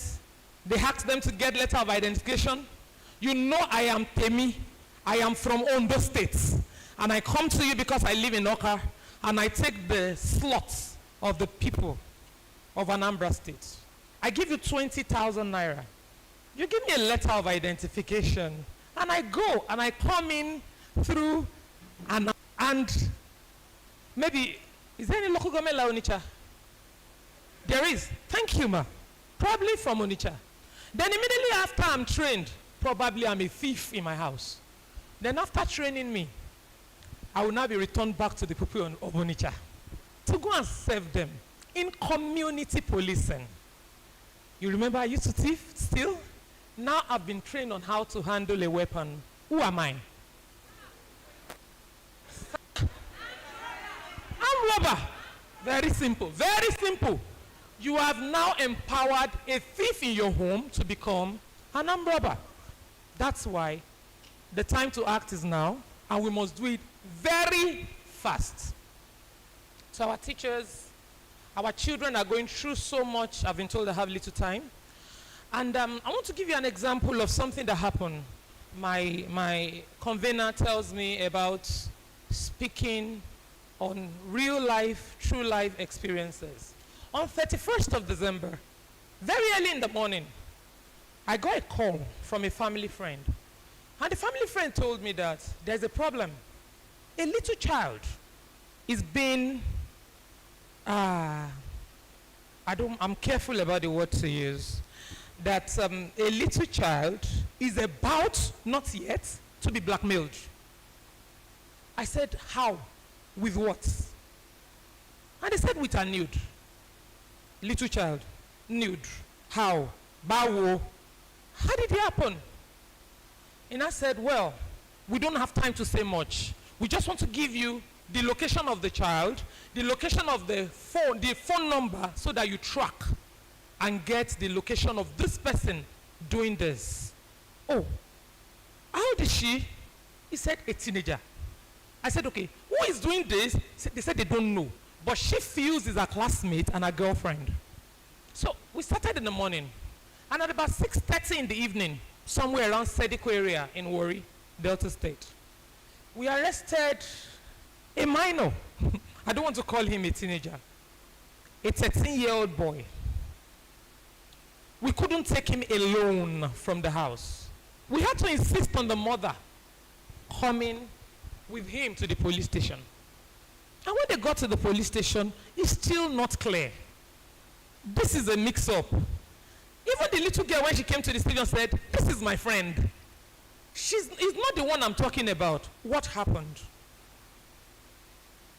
During the early days, access to phones, screens, and all the things you give to them to show big manism. You have arrived. You leave them on their own by themselves to navigate the world. She chatted this boy, Emmanuel by name. She told him, Emmanuel, can I have Annabelle's phone number? Because she knows Emmanuel to have a phone from way back. They are both SS2 students. Let me ask this question, our teachers in the house, or parents, what is an SS2 student doing in, what is the 13-year-old boy doing in SS2 in Nigeria? Aseneka ask you now. Coach Dave, you called it a name. Frontal, I will know that one, cortex, because of the girl. Frontal cortex. What is an SS2, a 13-year-old doing in SS2? They are classmates. And he said, can I have another of our classmates' number? Annabelle. She is 15. The boy is 13. The boy rushed. He said, okay, no problem. He rushed to the sister's room, the elder sister. That elder sister was already sleeping. She picked the elder sister's phone and rushed back to his own bedroom. And he said he deleted the way he saved his elder sister's number from his own phone and received his elder sister's number as Annabelle. Then sent it through WhatsApp to the lady. So definitely, when I see the contact you sent to me, that you saved it as Annabelle, why will I not believe it's Annabelle? And immediately he switched to the sister's phone and dropped his own phone. The first question he asked the little girl is, do you masturbate? And the little girl said, sometimes. You know why? Not because she does it. She wants to belong. She wants to feel among. She wants to be relevant. So she told her pair, sometimes. And he said, wow, how did you learn to masturbate? For you to know that she doesn't know much. She said, from American movies. We read their chat, all of us here. We left the office on 31st of December last year, around 11:30, when others were in church. Okay, from American movie. So can you just do a little nude video and send to me? She felt she was talking to Annabelle. So she did a video. This is a child that a mother told, according to the mom, 2 weeks before them, that they watched a movie together where a friend was blackmailing the girlfriend with a nude and said, on no account should you send your nude video or picture to any man. But a mother forgot to say anybody. So she took the any man. After all, it's Annabelle that is asking. So she sent it as view once, people that are on WhatsApp, so that the guy can view one, the girl can view once, he will not view again. You know what this smart 13-year-old boy did? He took his own personal phone and screen recorded the nakedness of the lady. Then sent back to her. You think you are smart. Now I can cast you on any platform. Do everything I tell you to do. Lock your door and dance naked for me.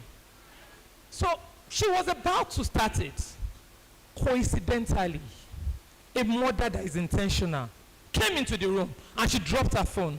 And the guy was asking, why did you drop your phone? He said, my mom came in. Didn't I tell you to lock your door?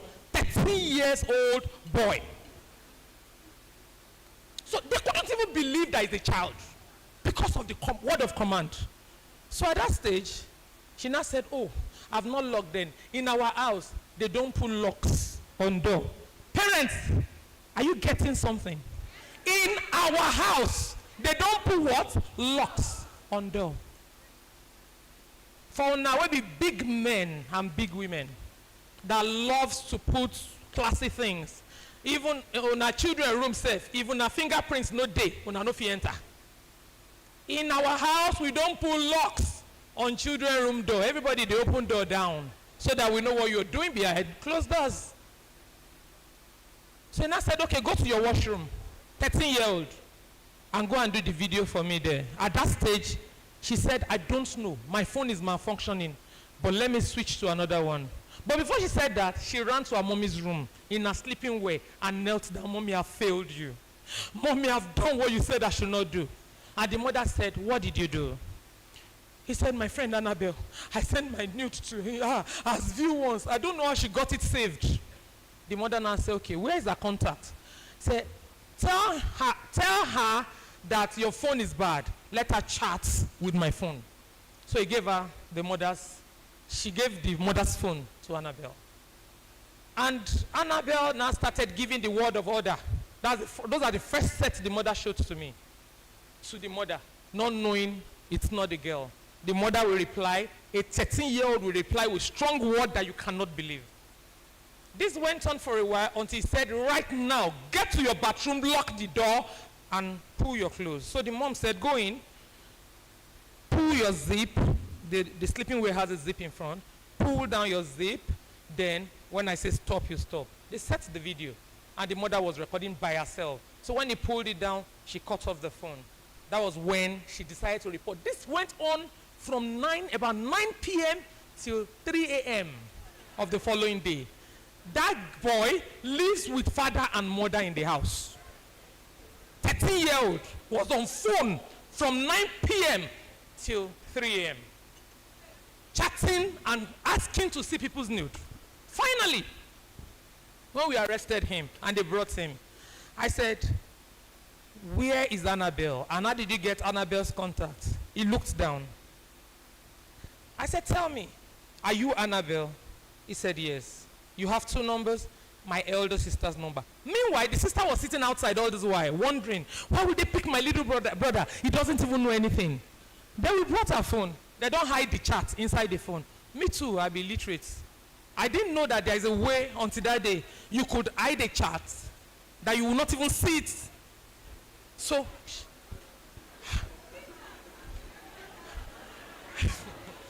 that was when I saw it. And we read everything the mother have described and they have talked about. And I asked him, at 13, how did you record? And he narrated how he used another phone to record. For what purpose? He said he doesn't know. That he needed a nude to be masturbating. 13? Masturbate? How? The mother's eyes was wide. The next thing she started crying. All those crocodile tears. Mona, don't let her affect you now. You cannot breathe or train a monster when it grows, you now want to blame us or people around for the problem you created. No. The problem with this situation is that it doesn't only affect their children. You did not train your own. Your 13-year-old that you did not train, remember, is train the trainers, right? You didn't train your 13 years old. Your 13 years old want to destroy the life of my 15 years old trained. Make it make sense now. How? So I told her, madam, get out of my office if you cannot curtail yourself. This thing didn't just start now. And I asked the little boy, when did you start masturbating? He said when he was in GS1. I beg, 13 years minus 5 years earlier. What he be? He started masturbating at 8. Ow! He said whenever he carries his parents' phone or his phone, the site they watch pops up. I beg, who be the cause of the problem? Where the ground? All of us!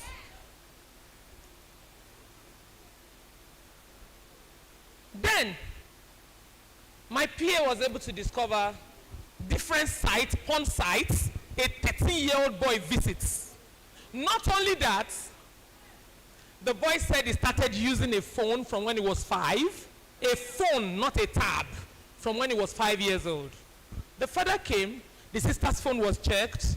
She's in the unit 2 at 16. She's on different porn sites, sending nudes everywhere. 2 children that this family has. Parental failure, lack of preparation for tomorrow. You heard Coach Dave talking about drug as an emergency. That's what we go to do. In all the schools we are privileged to go. Say your own. Don't say they will not listen. That's how a community parent behaves. The moment God gives you that privilege as a teacher to be in a school, guardian and counselor in a school, please take it as a calling from God. See the way one of the speakers said something that God will meet you. Don't look for the money. Look for the betterment of people's life and watch out for how God will turn the life of your children around and make them the best they can be. And even your finance too.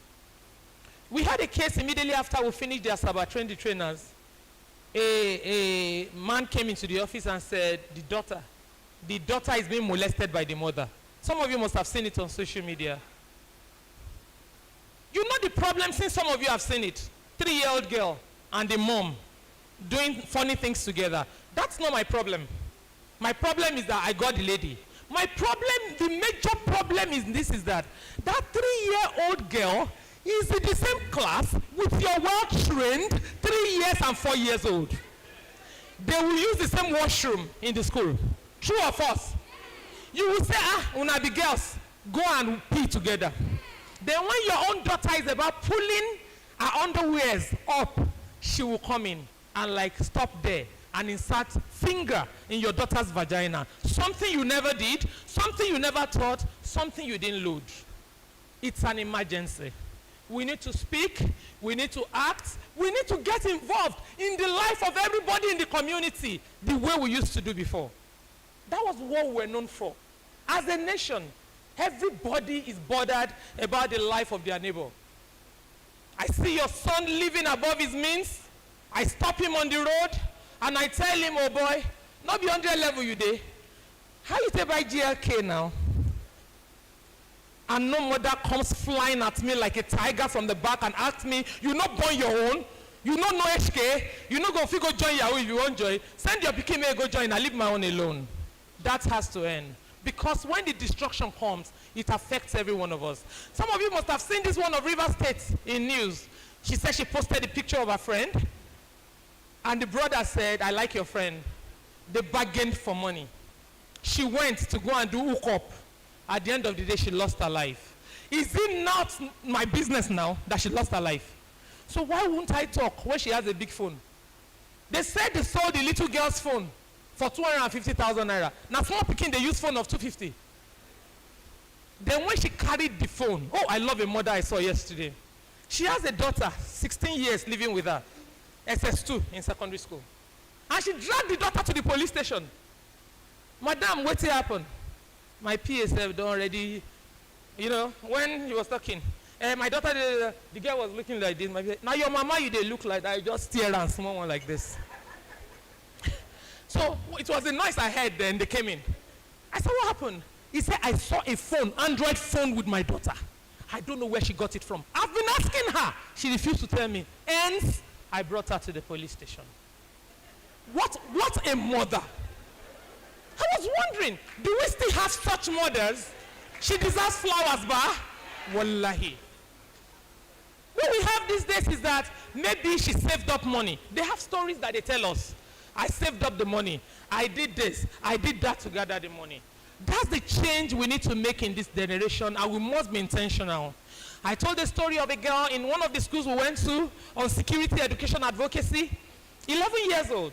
She ran after me after we finished talking. Everything you said here is true. He said, but I didn't ask for it. I didn't know it would happen to me. He said, I was going to school that day. These two young men stopped me on the road, dragged me forcefully into the apartment, had carnal knowledge of me. They forcefully took my virginity, and after that day, any day I'm going to school, I pass through the front of their house. If I don't greet them, they call me back and tell me, did you see us? Won't you greet us? Then there's this language in my place where I serve. If you say mingo, meaning I'm on my nails, then the big person will tell you, Vrendo, as in get up. I've heard you, you have greeted. So, she said they will ask her, you know go dig where? Meaning, won't you say mingo, won't you kneel down, won't you genuflect? The people that abused her, psychologically, physically, mentally, in our country, makes her to greet them. I said, where are they now? He said, they are still there. Why didn't you tell mommy? Mommy will beat me. Is that not what we do? We bully them. Remember the story I told you of that little girl of 15 years that the nude is in public space? If the mother were to be a beater, do you know she won't talk? She will just wait for the outcome. The day she will see it on Facebook, her nude, and face it once and for all. She doesn't want to die before death comes. The little girl said, mommy will beat me. That's why she didn't tell mommy. So what do you want now? He said she doesn't know what to do. She can't listen in class. Any day she sees them on the way and she greets them forcefully, she cannot hear anything. We are the community parents, the teachers. Did you notice that the mood of your learner changed? Do you look into their eyes? They are speaking. This generation is speaking. Are we listening to them? Are we a part of their life? Are we telling them in class, after all, how much are they paying me that I'm killing myself over? Do you know your job is a calling? I have taken mine, this uniform, as a calling from God. What others don't see in it, for good, I will see. Why? Generation next is important to me. The houses you build, the safe space you build around your children, those ones that are not well trained, we pollute them and destroy it. I tell mothers that comes to me, I want to leave my husband. He's overbearing. I can't take it anymore. He assaults me. He doesn't drop money at home. He's a womanizer. In fact, he smokes. I had a sister that came and she speaks same language with me. And I asked her, did he just start smoking in this marriage? He said, no, he was smoking once in a while. I like that word. Before we got married. But now he does it in an habitual manner. My daughter has been asking me, does daddy smoke? Because she sees lighter in the car. Before they will be big enough to realize, I say you created an environment that is eating up your seeds. You knew it. Una enter finish. Una won't come leave children inside them or carry them come out. Go teach them waiting. Where? You will stay there and clean your mess. You will stay there. If violence is not involved, and make sure those children succeed. I'll tell you this. In our division, in policing, I've discovered 95% of suspected persons, criminal-minded individuals, brought to the station on daily basis are product of broken home. Ask them, where is your mom? Agbaro, your daddy, Enugu. Why? They are not together. Who destroyed our children? Who made this generation get to the level it is? We are too quick at castigating the government, saying things they did right and they did wrong. What are you doing in your space? That local government officer that gives letter of identification out for 20,000 to cook a pot of soup.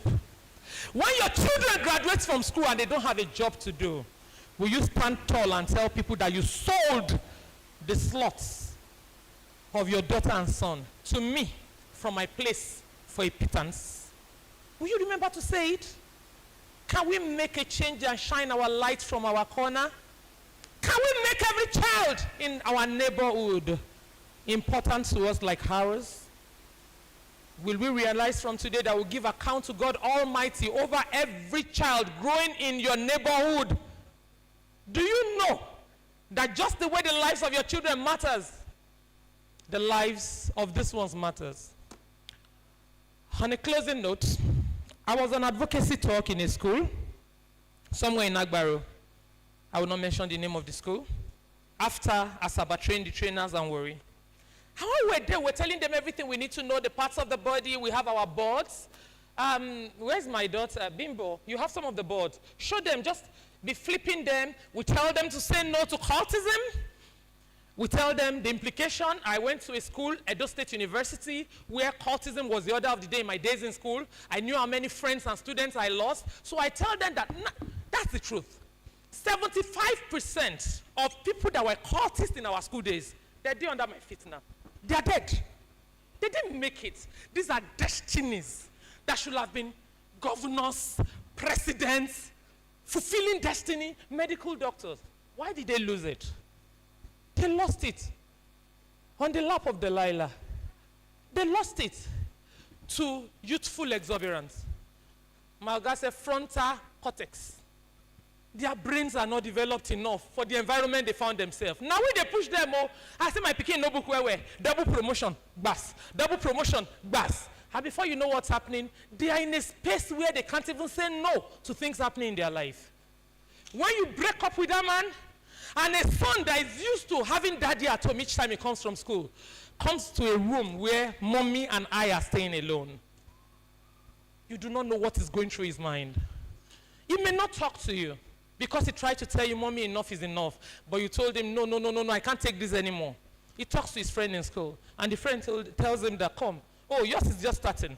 My dad and mom separated about 2 years ago. But I have a solution to it. I forgot about this pains because I had something to take. Open your mouth. And he puts a tablet in his mouth. And he saw that it feels good. Oh, wow. Where can I get more of this? He said, that's why I showed you this. You are my best friend, don't forget. Anytime you feel agitated, anxious, angry, bitter for what is going on around your family, for the abuses in your home, for daddy beating mommy, for everything they are doing, just take a tab or two of it. When you can't sleep at night and you have taken 1 or 2 during the day and it's not working, increase to 3 or 4. Yes, now, you created the environment. As parents, as citizens, as individuals, as teachers, you created the environment. Some children have no business dying. They don't have business going into addiction, killing themselves. I heard of a school in Warri there where a child in secondary school committed suicide. As in, make it make sense. A teenager went into depression, killed herself. Why? The class teacher that was sexually molesting her left her and started molesting another. She wanted to show pain. She wants to hurt him because he told her he loves her. She believed him. So now, to hurt the teacher, she killed herself. It's not only the parents that lost, the society lost, because that child came for a purpose. For every child that is born, God brought them for a purpose. Are you helping our children to fulfill their God-given destiny? I know be pastor, I just ask you now. So we have this, say no to bullying. We've seen a lot of that in Nigeria, of schools where they bully, kidnapping, no word, no bed. I'm not a pastor. We tell them no to vandalism, say no to drugs. We write the one where we know. We go tell them. But ask primary school students, name the drugs. Bros, you go shock. We tell them that every Nigerian is a police officer. By the grace of God, I've been to 6 out of the 7 continents of the world. And in all these continents, I see how security is in place. I see how the system works. And I ask myself, why is it this stable around here? How come I can't make a change in my country? I discovered that every individual in that country is a police officer. How? I'm driving on the streets of Canada, and I throw a bottle through the window, and the person driving behind me, even when there are no cameras in sight, takes the photograph of what I threw and the plate number of my car, calls the police, sends information that so person threw this through the window. They know you don't have any reason to maliciously report to me. Before I arrive at my house, they are waiting at the door that they say you threw something here. Not be the work of police that person do. Are police officers witches and wizards? No, we are training trainers here. Are they witches and wizards? If you don't tell them, can they know? Are they omnipresent? Do you want Nigeria to work? Insecurity to be a thing of the past? Please, you must open your mouth and speak out. When you see something, you must say something. In every neighborhood you catch yourself or you find yourself, please catch the younger ones young on the right path. It doesn't matter if they are not listening. Still talk anyway. Crack joke with them. Mentor them. Be a part of their life. Like the slides in Coach David's work that he presented to us today. We tell them that police your body at all times. That's for our sons and daughters. Why you police your body alone for me? You never do part of the work. Will defilement cases not reduce? Will rape not reduce? When a daughter and a son is taught to police his or her body at all times. We make them comfortable with the parts of their body. We tell them to call it as it is. We tell them that enough of calling bum and tom, that they should call vagina. Penis is penis, full stop. Breast is breast.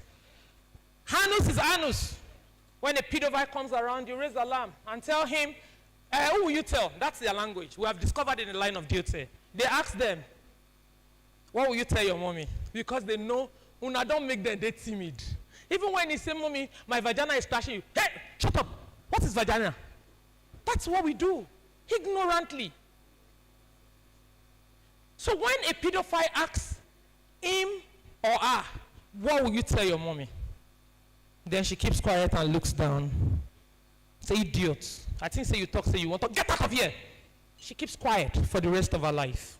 She never says anything again. Not to teacher, not to daddy, not to mommy. Why? We have failed them. We have failed them. I mean, maybe the way God give us eyes and nose. Now so he give us vagina. Okay, teachers, please, because we all have failed. Can we say this? Call it loud and clear. Hear it yourself. Say vagina.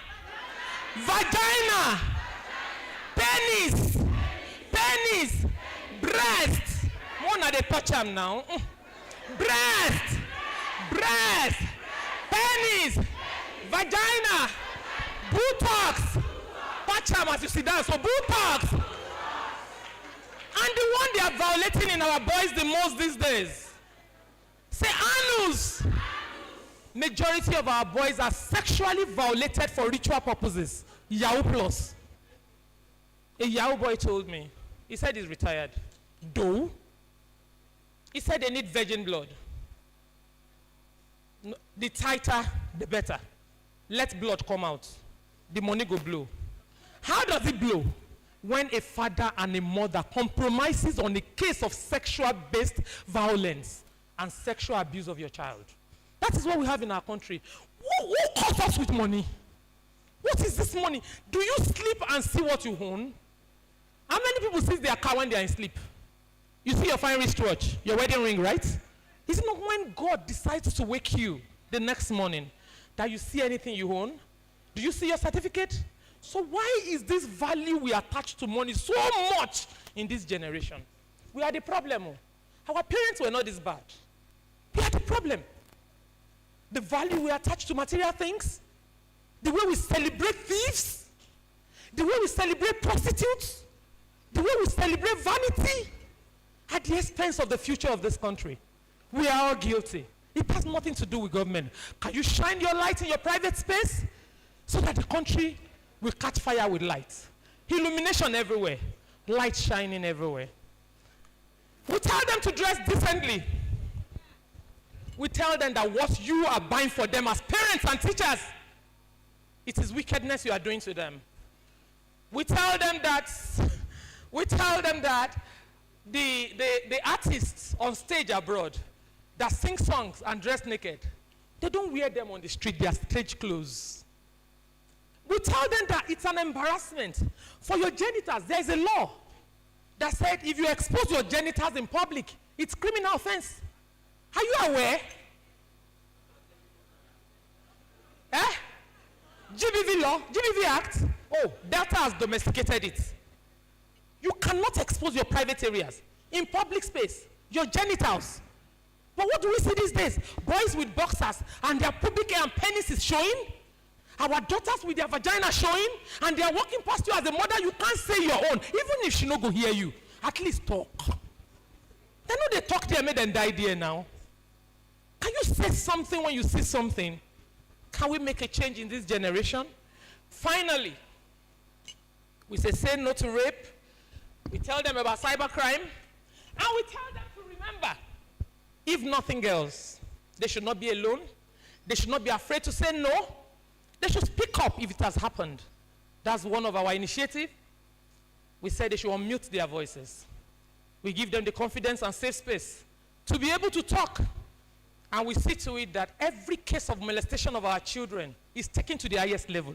All the cases you've seen on social media, in everywhere we have gone to, they're Okere prison, wallahi. I have daughters. So if they tell me I don't do anything and I allow their parents collect money the way they always collect money, then the Yahoo boy that told me that the virgin blood brings the money to them, the moment they pay the parents, say that's when the money comes more.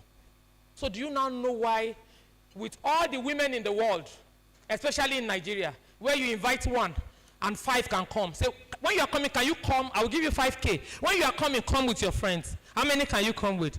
Will 3 be too much? Buy 1, get 3 free. Now the little one in their diaper, that they go, they rape. Does it make sense to you that there is something and a movement happening in the land that will now collect 5 million, 10 million? Do you know the glory your child brought to this world to use? Do you know who he or she will be? They will come join their own. Join their own. I don't say now go tell me say you they believe those things. Me I believe because I didn't talk them.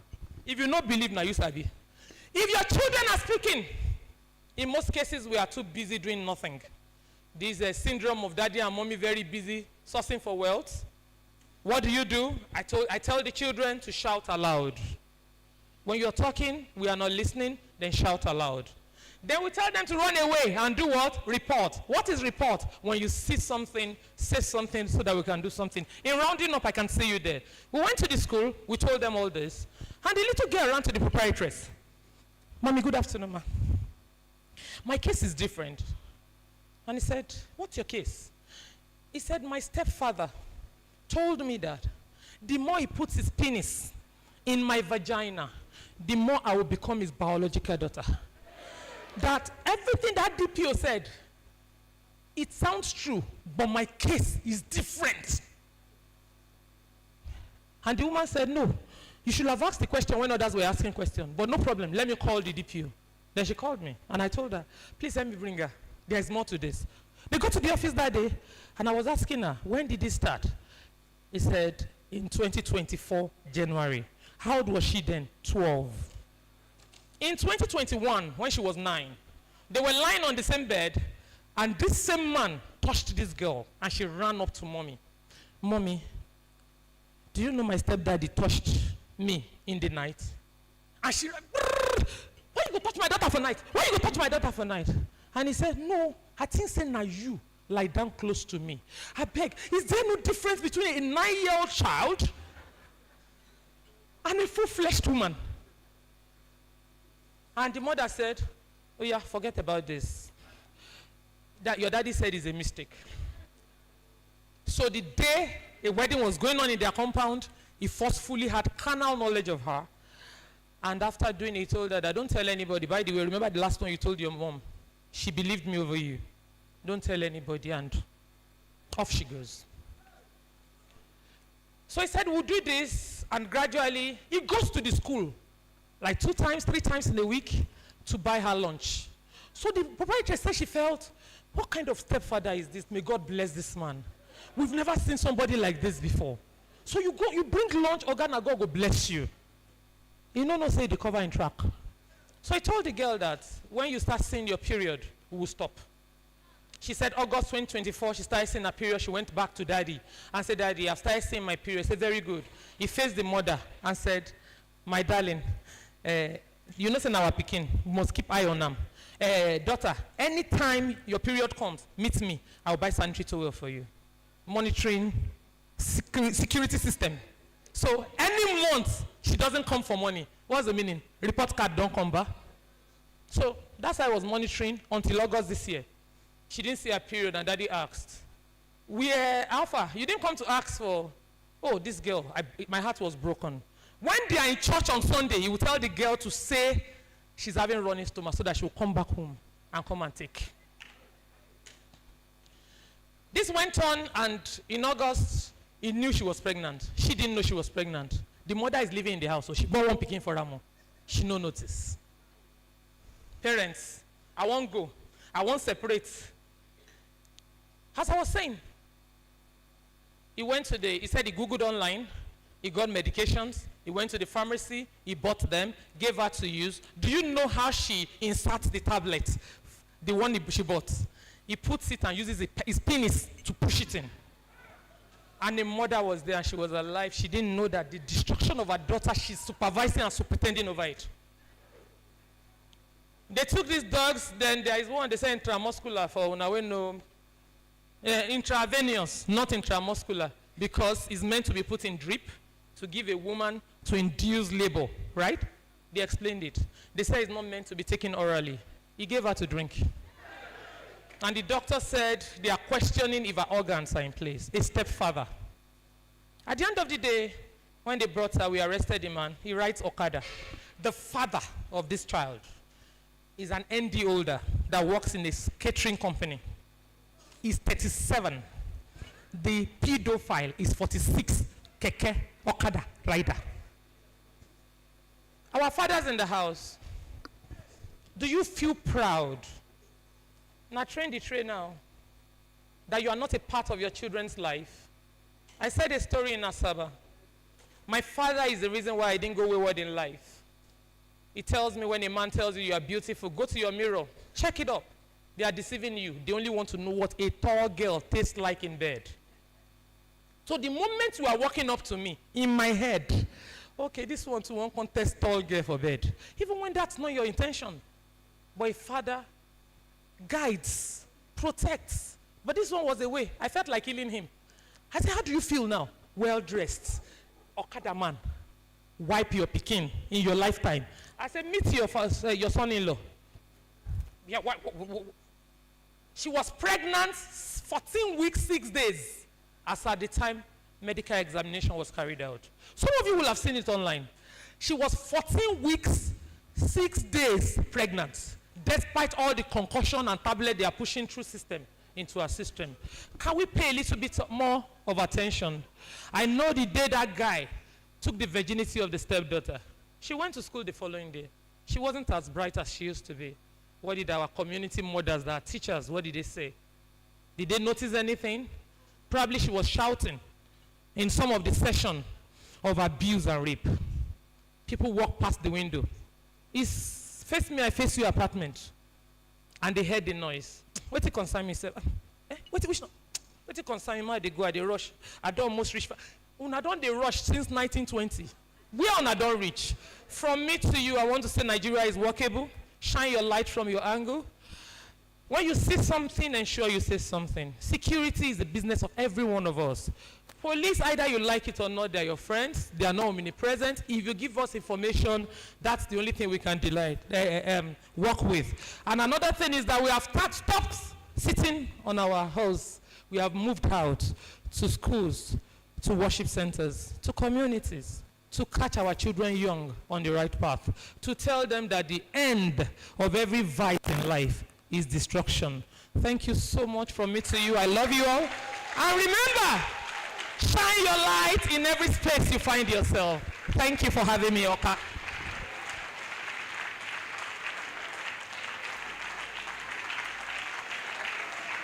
I mean, you can do better than that. The Duke's Infant and Child Foundation, advocating for children's brighter future. The Duke's Infant and Child Foundation, advocating for children's brighter future. You know, thank you. You may be seated. You may be seated. You know, this is the third stop for the Train the Trainer Summit, and I can tell you for free, Officer Temi's session is always inspiring. Please give her a big, big hand again. You may just forget and you want to go and apply for a police job when you listen to her. All right, so we have your questions here, and we need more. Those of you who have questions, please, let's make do with them. But before our next speaker comes up, yeah, we have just one more speaker. One more. She's not really going to speak for so long. One house, shine the light.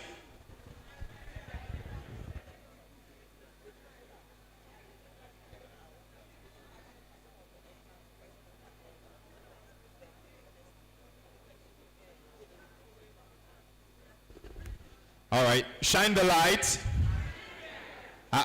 Shine the light.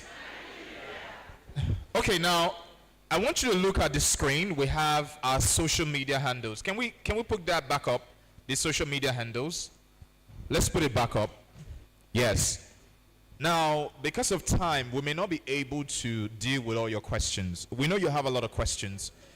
We'll take some now, but we would have to respond to the others online. All right, we're available on these platforms: on Facebook, the Duke's Infant and Child; on Instagram, Duke's Infant _Child; and on X, that's formerly Twitter, it is TDIC Foundation. TDIC Foundation. So those are the channels you can reach us, and we will respond in real time. I'm surprised that we've not seen some of your pictures and your videos. Please, when you take a picture, tag us. If you're on Facebook, tag us. On Instagram, tag us, and we would repost it. All right? When the hall was scanty, we did something with the light. Can we redo it now that we are so full? Bring out your phone and let's do this before we bring up our next speaker to give us a charge. All right, let's stand to our feet. Let's do it. Now we're recording, all right? We're going to record it. So where are the cameramen? Ensure you catch this. If we can dim the lights even. Let's make this place feel like it is O2 Arena. All right, let's make it feel like it is O2. Just dim the lights so we can, our touch lights. Those people, are you here? You all are seated in that side. I mean, stand up.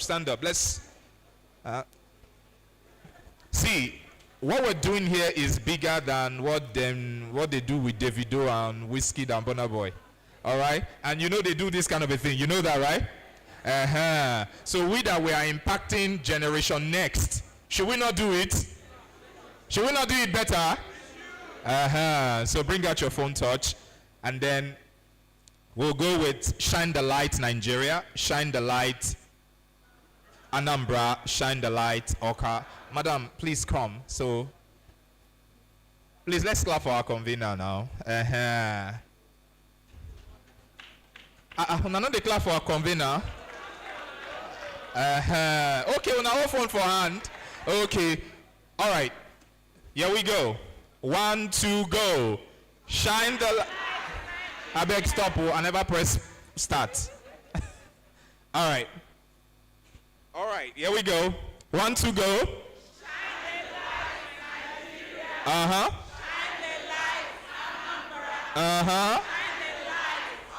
One more time.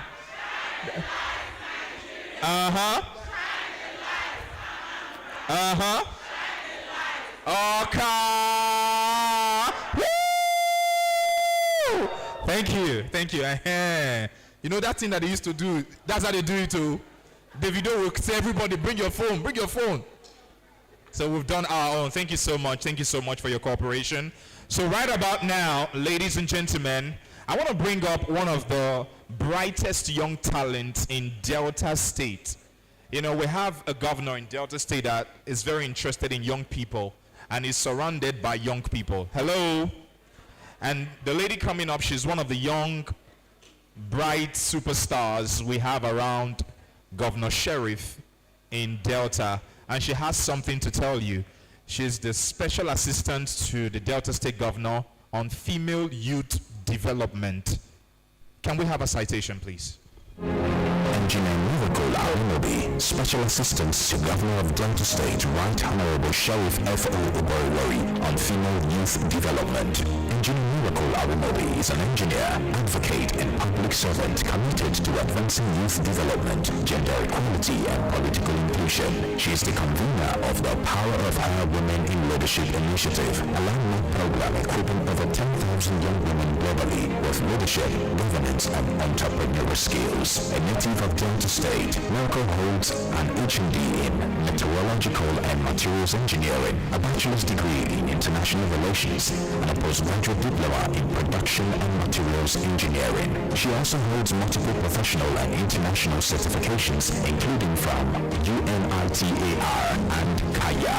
In her roles as Special Assistant and Female Youth Development, she drives initiatives that empower young women to participate in leadership and community building across Delta State and beyond. Her impact has earned her several recognitions, including the 2024 NIDA Awards. As one of the most influential Deltans, Miracle's vision is to expand the power of her globally, cultivating a generation of women leaders who will redefine governance and development through courage, innovation, and service. Ladies and gentlemen, let us make welcome Engineer Miracle Arimobi. Thank you. I know we've been having a lot of practical in the hall, but I think we should do something else. DJ, please, can you play me a song? Let's stand up and dance for like 1 second. DJ.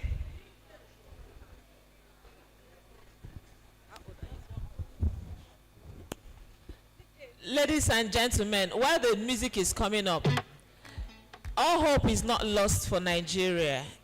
Here before you is a Gen Z, 27-year-old special assistant, doing great things at her corner. So I want us to know, someone like her, all odds were against her to lose it or fall through the cracks, but she told herself she will become someone. So ladies and gentlemen, we present to you Engineer Miracle Arinobi. Listen to her, you will be very inspired.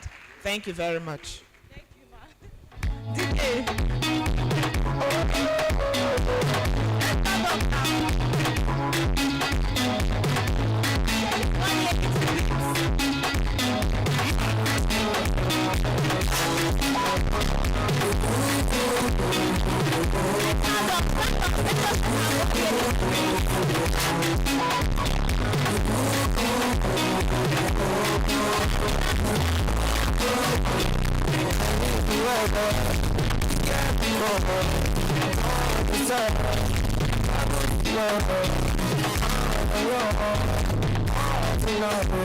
It's okay, thank you. All right, thank you so much. I just wanted us to shake our body a little bit. How do we feel? Are we feeling okay? Are we feeling all right? Thank you very much. Anambra State, thank you for having me. I'm very privileged to be on this podium to speak on something.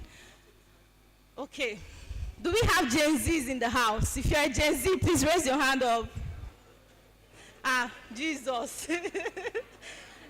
So I think Gen Z from, how old is Gen Z? 20 to 27. Huh? Gen Z mamas.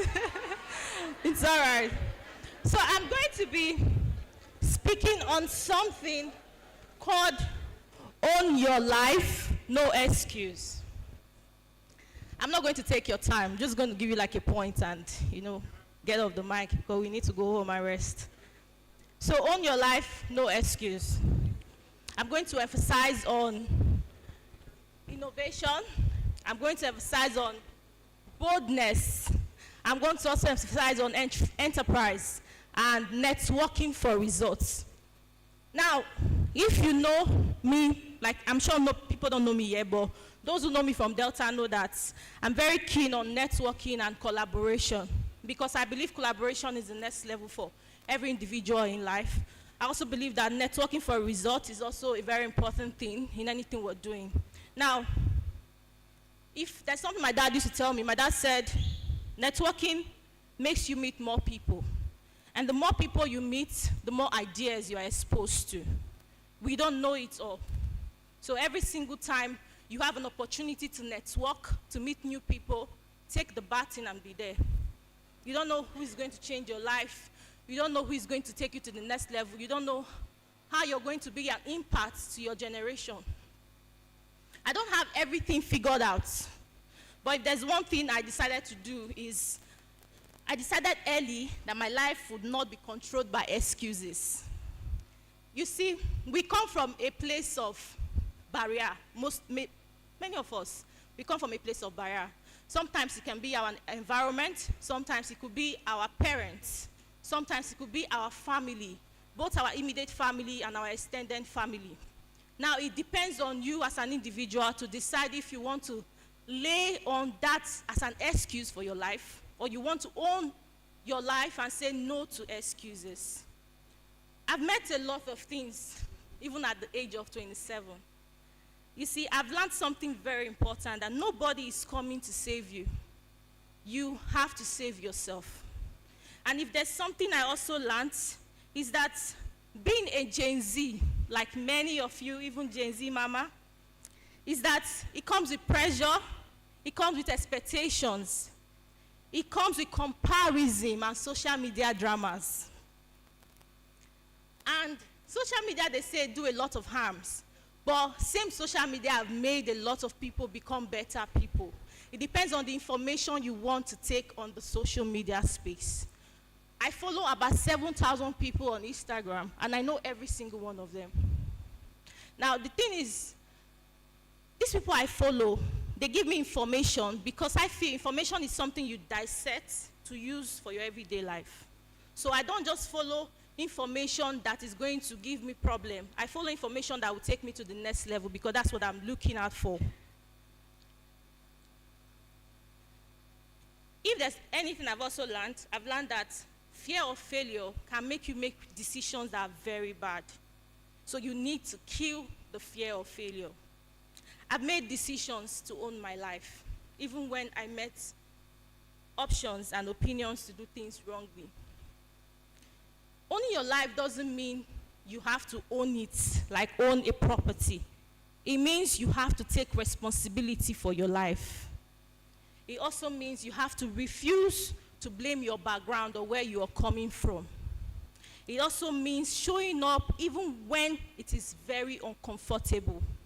It also means deciding who you want to become early. And if there's anything, no excuses doesn't mean life is easy. It means it is your responsibility to take. So you have to own up to it. I didn't become a special assistant by luck alone. I put in the work. And luck and work has a thin line.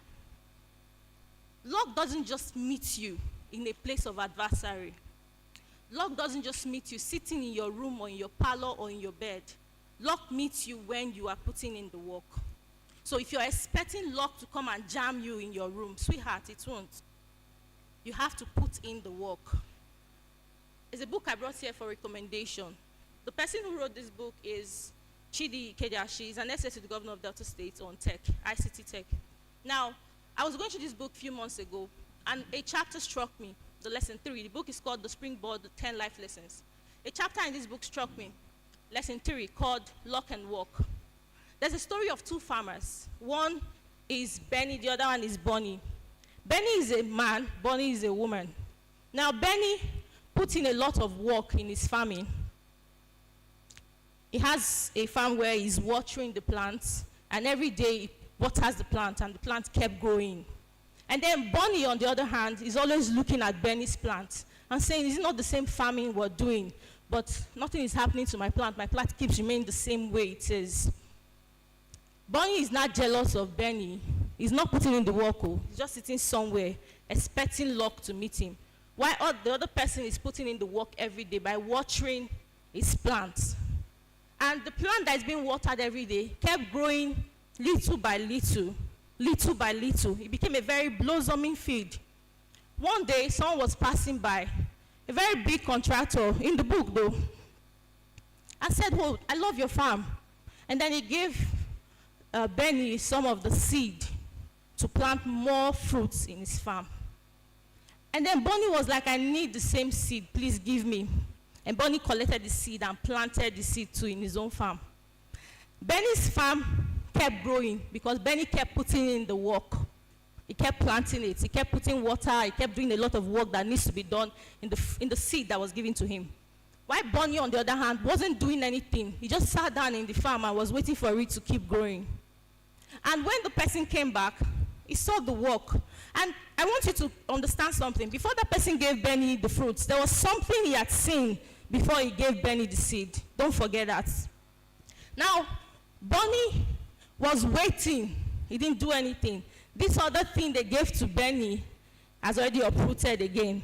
Now Bonnie had to go and meet Benny and say, what's the magic you are doing on this field? Your feet keep growing and mine remains still. So Benny had to show him the dedication, the work he's putting in. And thank God, Bonnie is not someone that is like the normal Nigerian. He is someone that listens. And he said doing the same thing Benny was doing. And in the book today, Benny and Bonnie's farm are one of the biggest in their community. Now, this is called collaboration. Luck didn't meet Benny in a place of sitting down. He met him when he was putting in the work. And then Bonnie went to ask questions about how he's putting in the work so he could also have results. And Benny told Bonnie about the ways and how he was able to get those results. That's what I call collaboration. If he didn't ask him the question, he wouldn't get the answer. And he would also haven't gotten a result. So for young people, learn to ask questions. Because you don't know what is going to happen for you next. One. Someone called Seneca, he said, luck is what happens when preparation meets opportunity. Whatever I have started as an individual, I didn't start by waiting for permission. I showed up, I learned, I failed. I took correction, but I kept going. Today, we've built a community of over 6,000 women across the state and in Nigeria through something we call the Power of Our Women in Leadership in Delta State. It's a pet project under my office.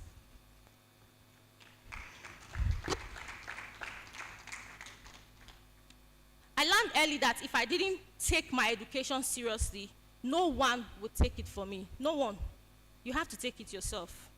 I also learned that if I didn't show up or speak up, I would be ignored. And if I didn't build capacity, I would be replaced. So anywhere you find yourself as a trainer, as a teacher, as a parent, learn to build capacity. Capacity also means being educated. If you're an educator, you need to learn more. Don't stop. Don't stay stagnant. Don't just think, oh, because I have a BSc already, I have a job, I'm comfortable. Don't be comfortable. As a trainer, you need to keep taking new courses. It's easier now. I got my UNITA certificate online, United Nations Training Institute. I got my certificate from them. I studied online for 6 weeks, and I got my certificate from them. I wrote the exams online, although I paid for it though. There's also Kaya. So many places you can learn from. There's Coursera. So many websites you can learn from. There's so many things you can learn online. You don't even need to go to physical classes. Just make sure you take the classes and read and write the exams and pass. Things are easy now with tech. If you don't know something, say something, ask questions. Many young people are waiting to feel ready, waiting for motivation, waiting for connection, waiting for a miracle. Motivation comes after action. Confidence grows after responsibility. So when you want to grow, you have to know how to take up responsibilities. You have to accept your mistake. When you make mistake, allow yourself to accept it. There are some people that don't know how to accept mistakes. And I've seen teachers like that. I went to a secondary school. I went to a primary school. I had a teacher. She doesn't want to accept that she did something wrong. You know, I loved her a lot. But when she does something wrong, I like to talk. So I'll tell her, Ma, you did something I didn't like. This. She doesn't like to accept it. She didn't grow more than the level she was. I'm not trying to say something evil about that particular teacher. But if she was taking if she was taking corrections, she would have grown better than she is today. And this happens to everybody, even those in power. As an individual, I have people who work with me. I take corrections from them. If I do something wrong, I tell them to tell me, because I need to take corrections. In life, as human beings, as individuals, you need to take corrections.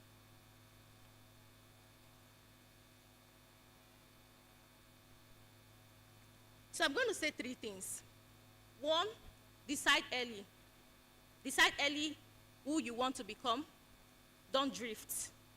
Number 2, build capacity. Talent is not enough.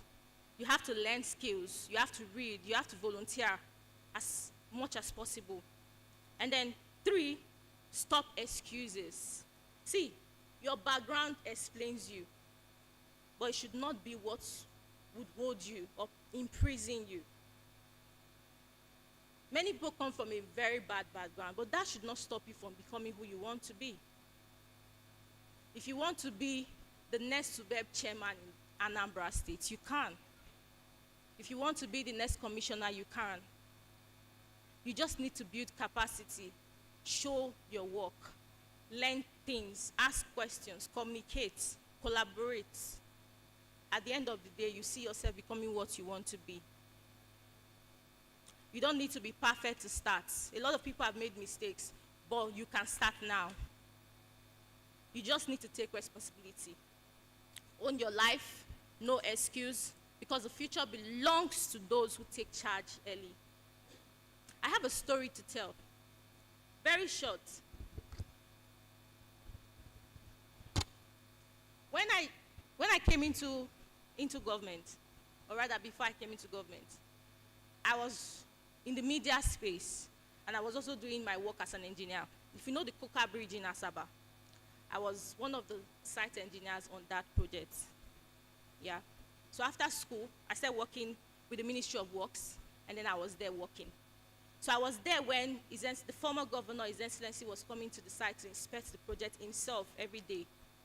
And I was doing my normal engineering job, and then I was doing videos and posting them online of what is going on in the project. And I'm a very good writer, so I write about the project and, you know, the scope of the work and all of that, and I was posting them online. That was where my recognition came from. Now, there are some people who would go to that site, they would do their normal job, and they would go. They won't put in an extra work. But I did the extra mile. So that's why I said you have to put in the work. During the campaigns, I was literally in the entire local government in Delta State. I was in the whole ward in Delta State. I put in the work. I wasn't just picked from somewhere. It was because I put in the work. That was why I got the appointment as an essay to the governor. And then my appointment as an essay, I didn't just sit down doing nothing. There are so many essays to governor who don't do anything. But I said I will also put in the work.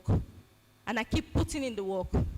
And one work I don't stop doing is finding a way to make sure that our women are building capacity every day. Today we've been able to... The drug addicts, it's been projected. You hear them by mistake say they don't carry and go police college for training. Raise alarm. That is what we mean by if you see something, say something. If you want to shine lights in this nation, we've been shouting, shine your light, Nigeria, Anambra, Oka.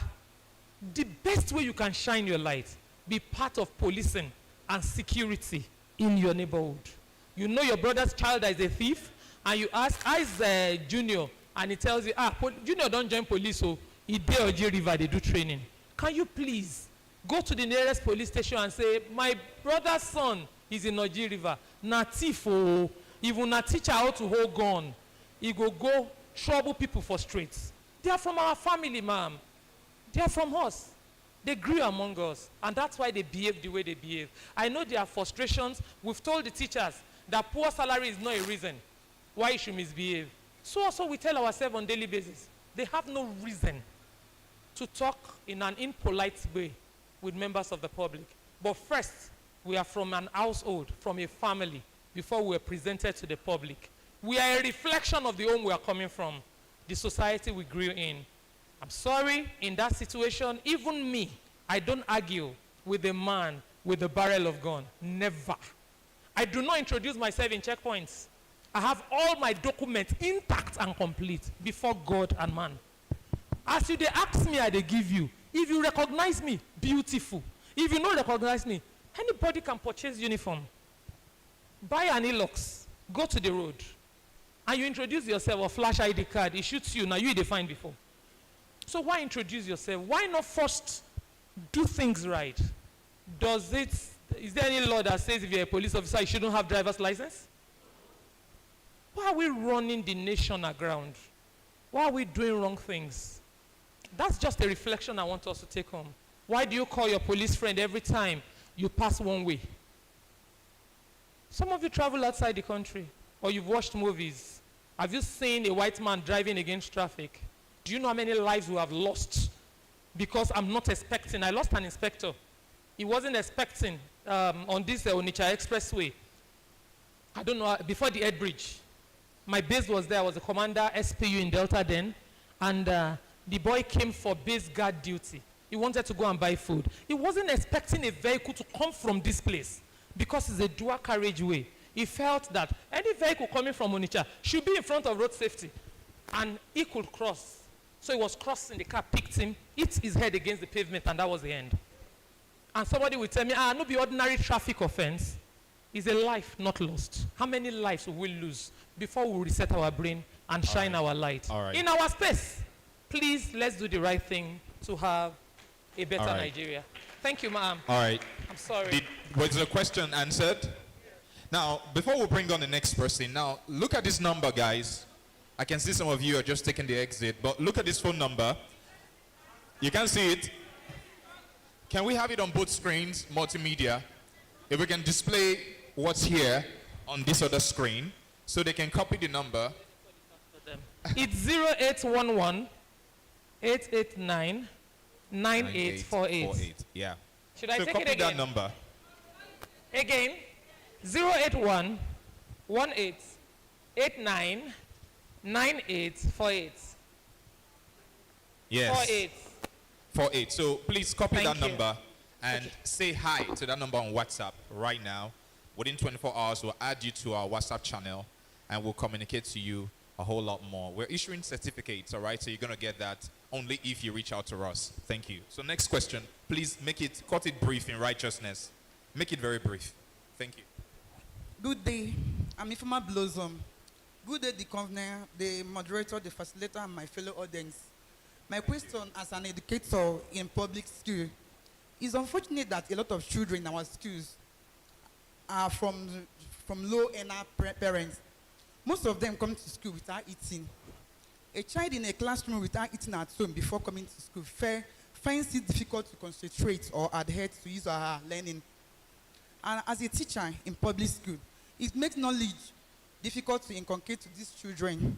And also a lot of them come to school from a family of multiple children.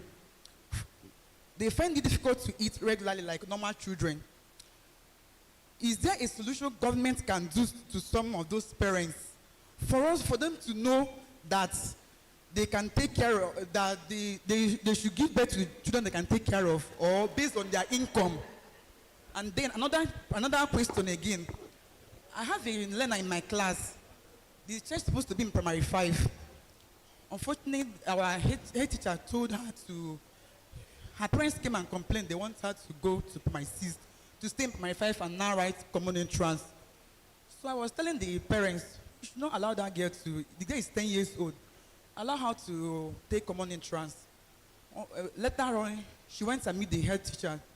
The head teacher was like that she can't do anything. She allowed the child to go to the primary six, that the parents want her to go and write common entrance. I was trying to advise the parents. They were not listening to me. In that situation, what do you do? All right, so that question, I don't know if it is directed to Officer Temi. We want your questions to be directed to her. Is your question for Officer Temi? Your question is for Officer Temi. What about you? For Officer Temi. Give us a question for Officer Temi. Madam, bring down your note. Bring down your note. Thank you. Where you asked the question from. Please, just go straight to the question because of time. Thank you. Okay.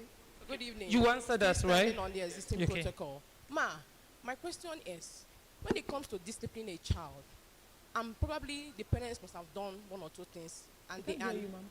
I said, when it comes to discipline a child, maybe the parents must have done one or two things in order to keep that child in a good shape, and they couldn't. Is it advisable to always bring these matters to people's office? To always bring these kind of situations to your office? It depends on the kind of case.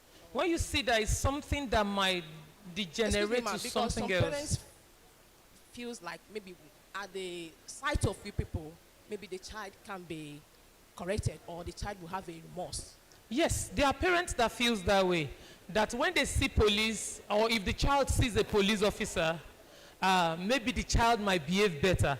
Maybe you didn't hear what she said. Is it advisable to take children that are not in line to police station? Maybe like a kind of threat. I heard it over and again in this meeting that you do not weaponize discipline, right? You don't take, I do not succumb to it. That you take a child that is not doing well, maybe he failed to wash his uniform, and like at the garden you go police station. You are demonizing us as police officers. You are telling them that a police officer is a wicked person that will take advantage of you.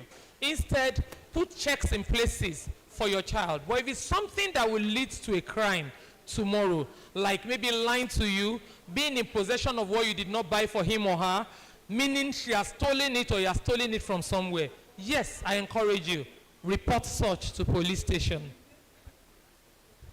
The next person. All right, just hear what you have a question. Who came first, you or her? You came first. Oh yeah, now.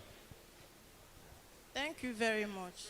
Please, ma, when you said if you see something, you say something. We all know the perpetrators of these crimes. But how safe am I if I am to report them? Drugs are very common now that it is being sold on the streets as if they are selling beverages. How safe am I? Or is it when I finish reporting them, then it comes back to me and my family? I think that the police force should work on creating an emergency line. Okay, thank you so very much. Please, one house, even if you're trying to take an exit, do it quietly. Thank you, sister. It's true that drugs is everywhere.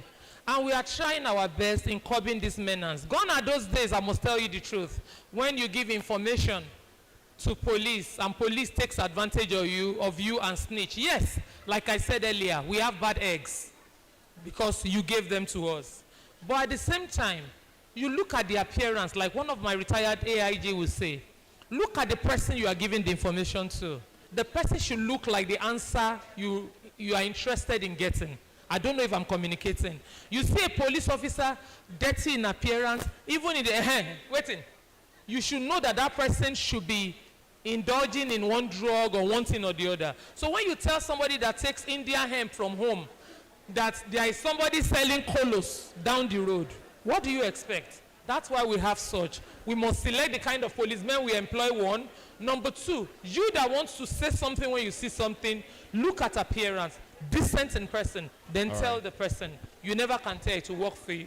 All right, the last one, that's from this lady. Very interesting question. I like it. Just pay attention, ma. Okay, thank you. My question goes like this. What about those, let's say, paramilitary status? Those guys that... Okay, I said, what about those paramilitary status? Those ones that wear black sometimes, with a black beret. They are armed. They do humiliate people or make an unnecessary arrest. What do you do about those people when you see them? Because sometimes they play the role of security. Sometimes, in fact, I can't even place my hand on their work. I don't know what you mean by paramilitary wearing black. My uniform on Mondays and Tuesdays is black and black. There are some, they are civilians. On Wednesday I wear blue. On Thursday I wear blue. No. Friday, Saturday, Sunday I wear camouflage. So, how do you mean? We are all police. They are civilians. Their ID card does not show that they are... No, when you see them without police, report to the nearest police station. The instruction is clear. Nobody bear arms without police or other security forces in their convoy, in this patrol with them. If you see a civilian just wearing black and carrying gun, he's an armed robber. That's the truth. The laws are clear on it. They must be supervised. Okay. So anywhere you see them, just know they're on illegal duty.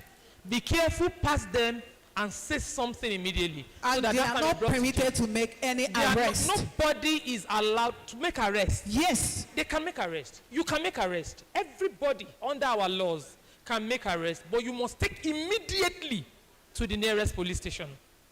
So if you see somebody stealing from here, or beating somebody, killing somebody, it is your right and duty.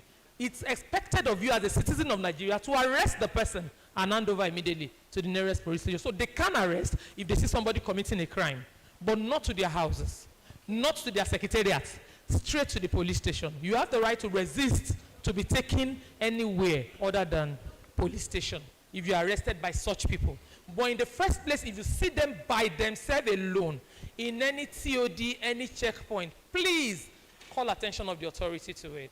They all come there to extort money and do funny things. You must call attention to it. If you are not afraid of supervision, then go in convoy with the police for any outing you are going for. All right, thank you. Where can you report? Yes, we have a number. I got your question. We have a number that we give out. It is a private number. The phone is here that I created for myself. My team, we hardly sleep because of this. There are times we get unnecessary call on it. I will also give the number out. I don't care where it is within Nigeria that it's happening.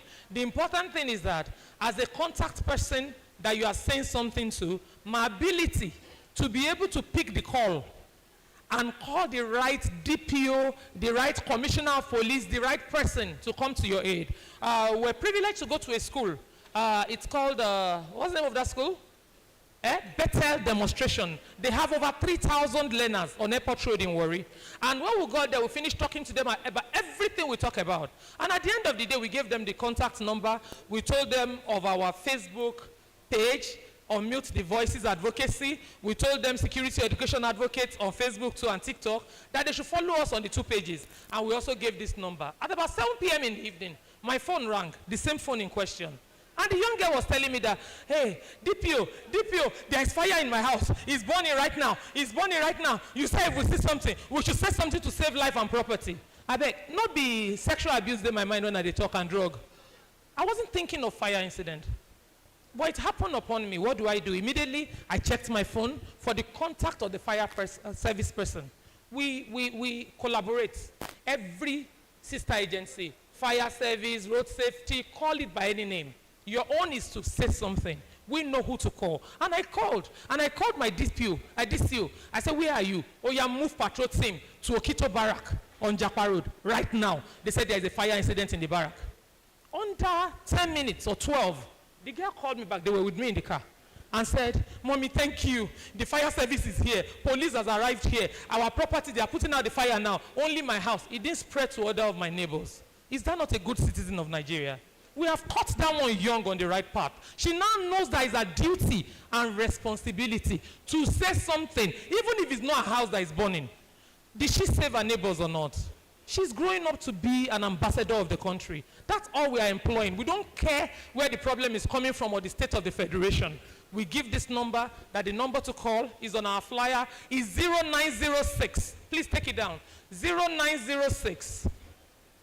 Daughter, let me see, I don't forget. 0906 07 09 775. I'll take it again.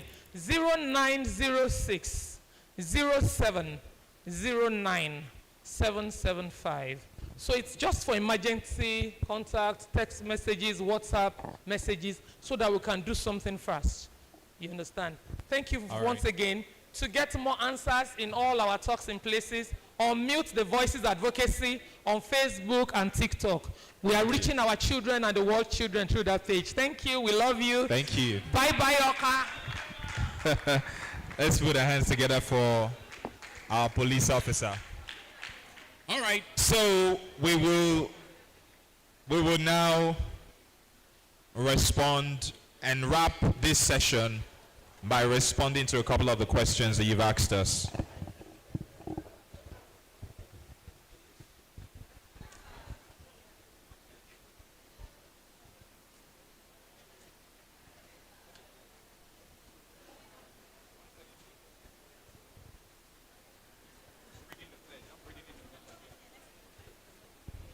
Okay.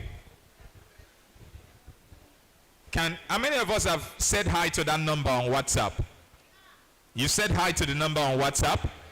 All right, so within 24 hours, we are going to respond to you and we'll add you to our WhatsApp channel. Pay attention, oh. We have day-to-day updates on that channel. All right, so we'll give you updates about the Trainer Summit. All you need to know, all right, what's beneficial to you, we'll let you know via that WhatsApp channel. So say hi, just say hello or hi to that number on WhatsApp and we will add you to our WhatsApp channel. There's a pledge, right? Those of us that are remaining, there's something for you.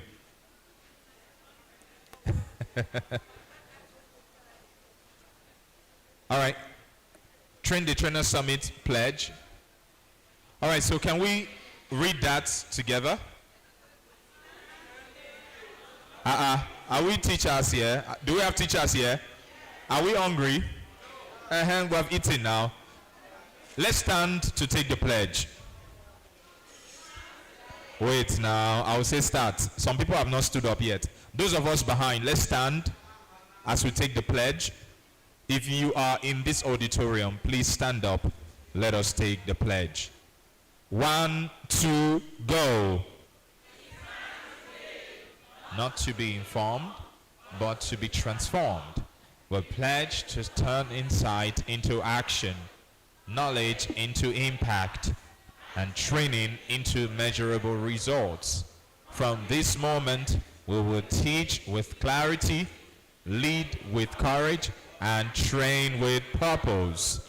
We will raise the standard, multiply value, and refuse mediocrity. What we have learned, we will apply immediately. Who we have become here, we will live out daily. We will commit to excellence, consistency, and execution. We commit to building people, shaping futures, and driving change. This is our charge. This is our responsibility. This is our moment. Shine the light. Shine the light. Shine the light. Please let's make welcome our convener. She gives us the vote of thanks and closing remarks. Please give her a big hand. Give her a big, big hand.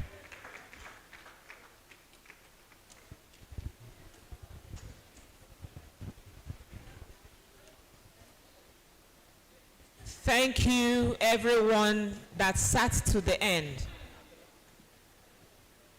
We are grateful you're here. Please, can you raise your hand if you were impacted? Over impacted. Say it again.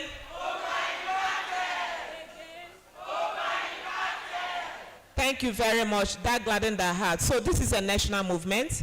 I want to believe you would have taken that number. Say hi. Hi. The admins will add you to our WhatsApp channel. You will keep tab so that as soon as your certificate is ready, you will generate it automatically. Take note that if you're a teacher or a parent here, you've been trained to train others. You will no longer allow any child under your care, whether it's your own or not, to fall through the cracks. Thank you, everyone. May we share the grace together. May the grace of our Lord Jesus Christ, the love of God, and the sweet fellowship of the Holy Spirit rest and abide with us now and forevermore. Amen. Surely, God's goodness and mercy shall follow us all the days of our lives, and we shall dwell in the house of the Lord forever and ever. Amen. Thank you, everyone. Shine the lights. Shine the lights. Anambra. Shine the light. Oka. Thank you very much, and God bless you, Anambra. DJ, put something up. Put something up.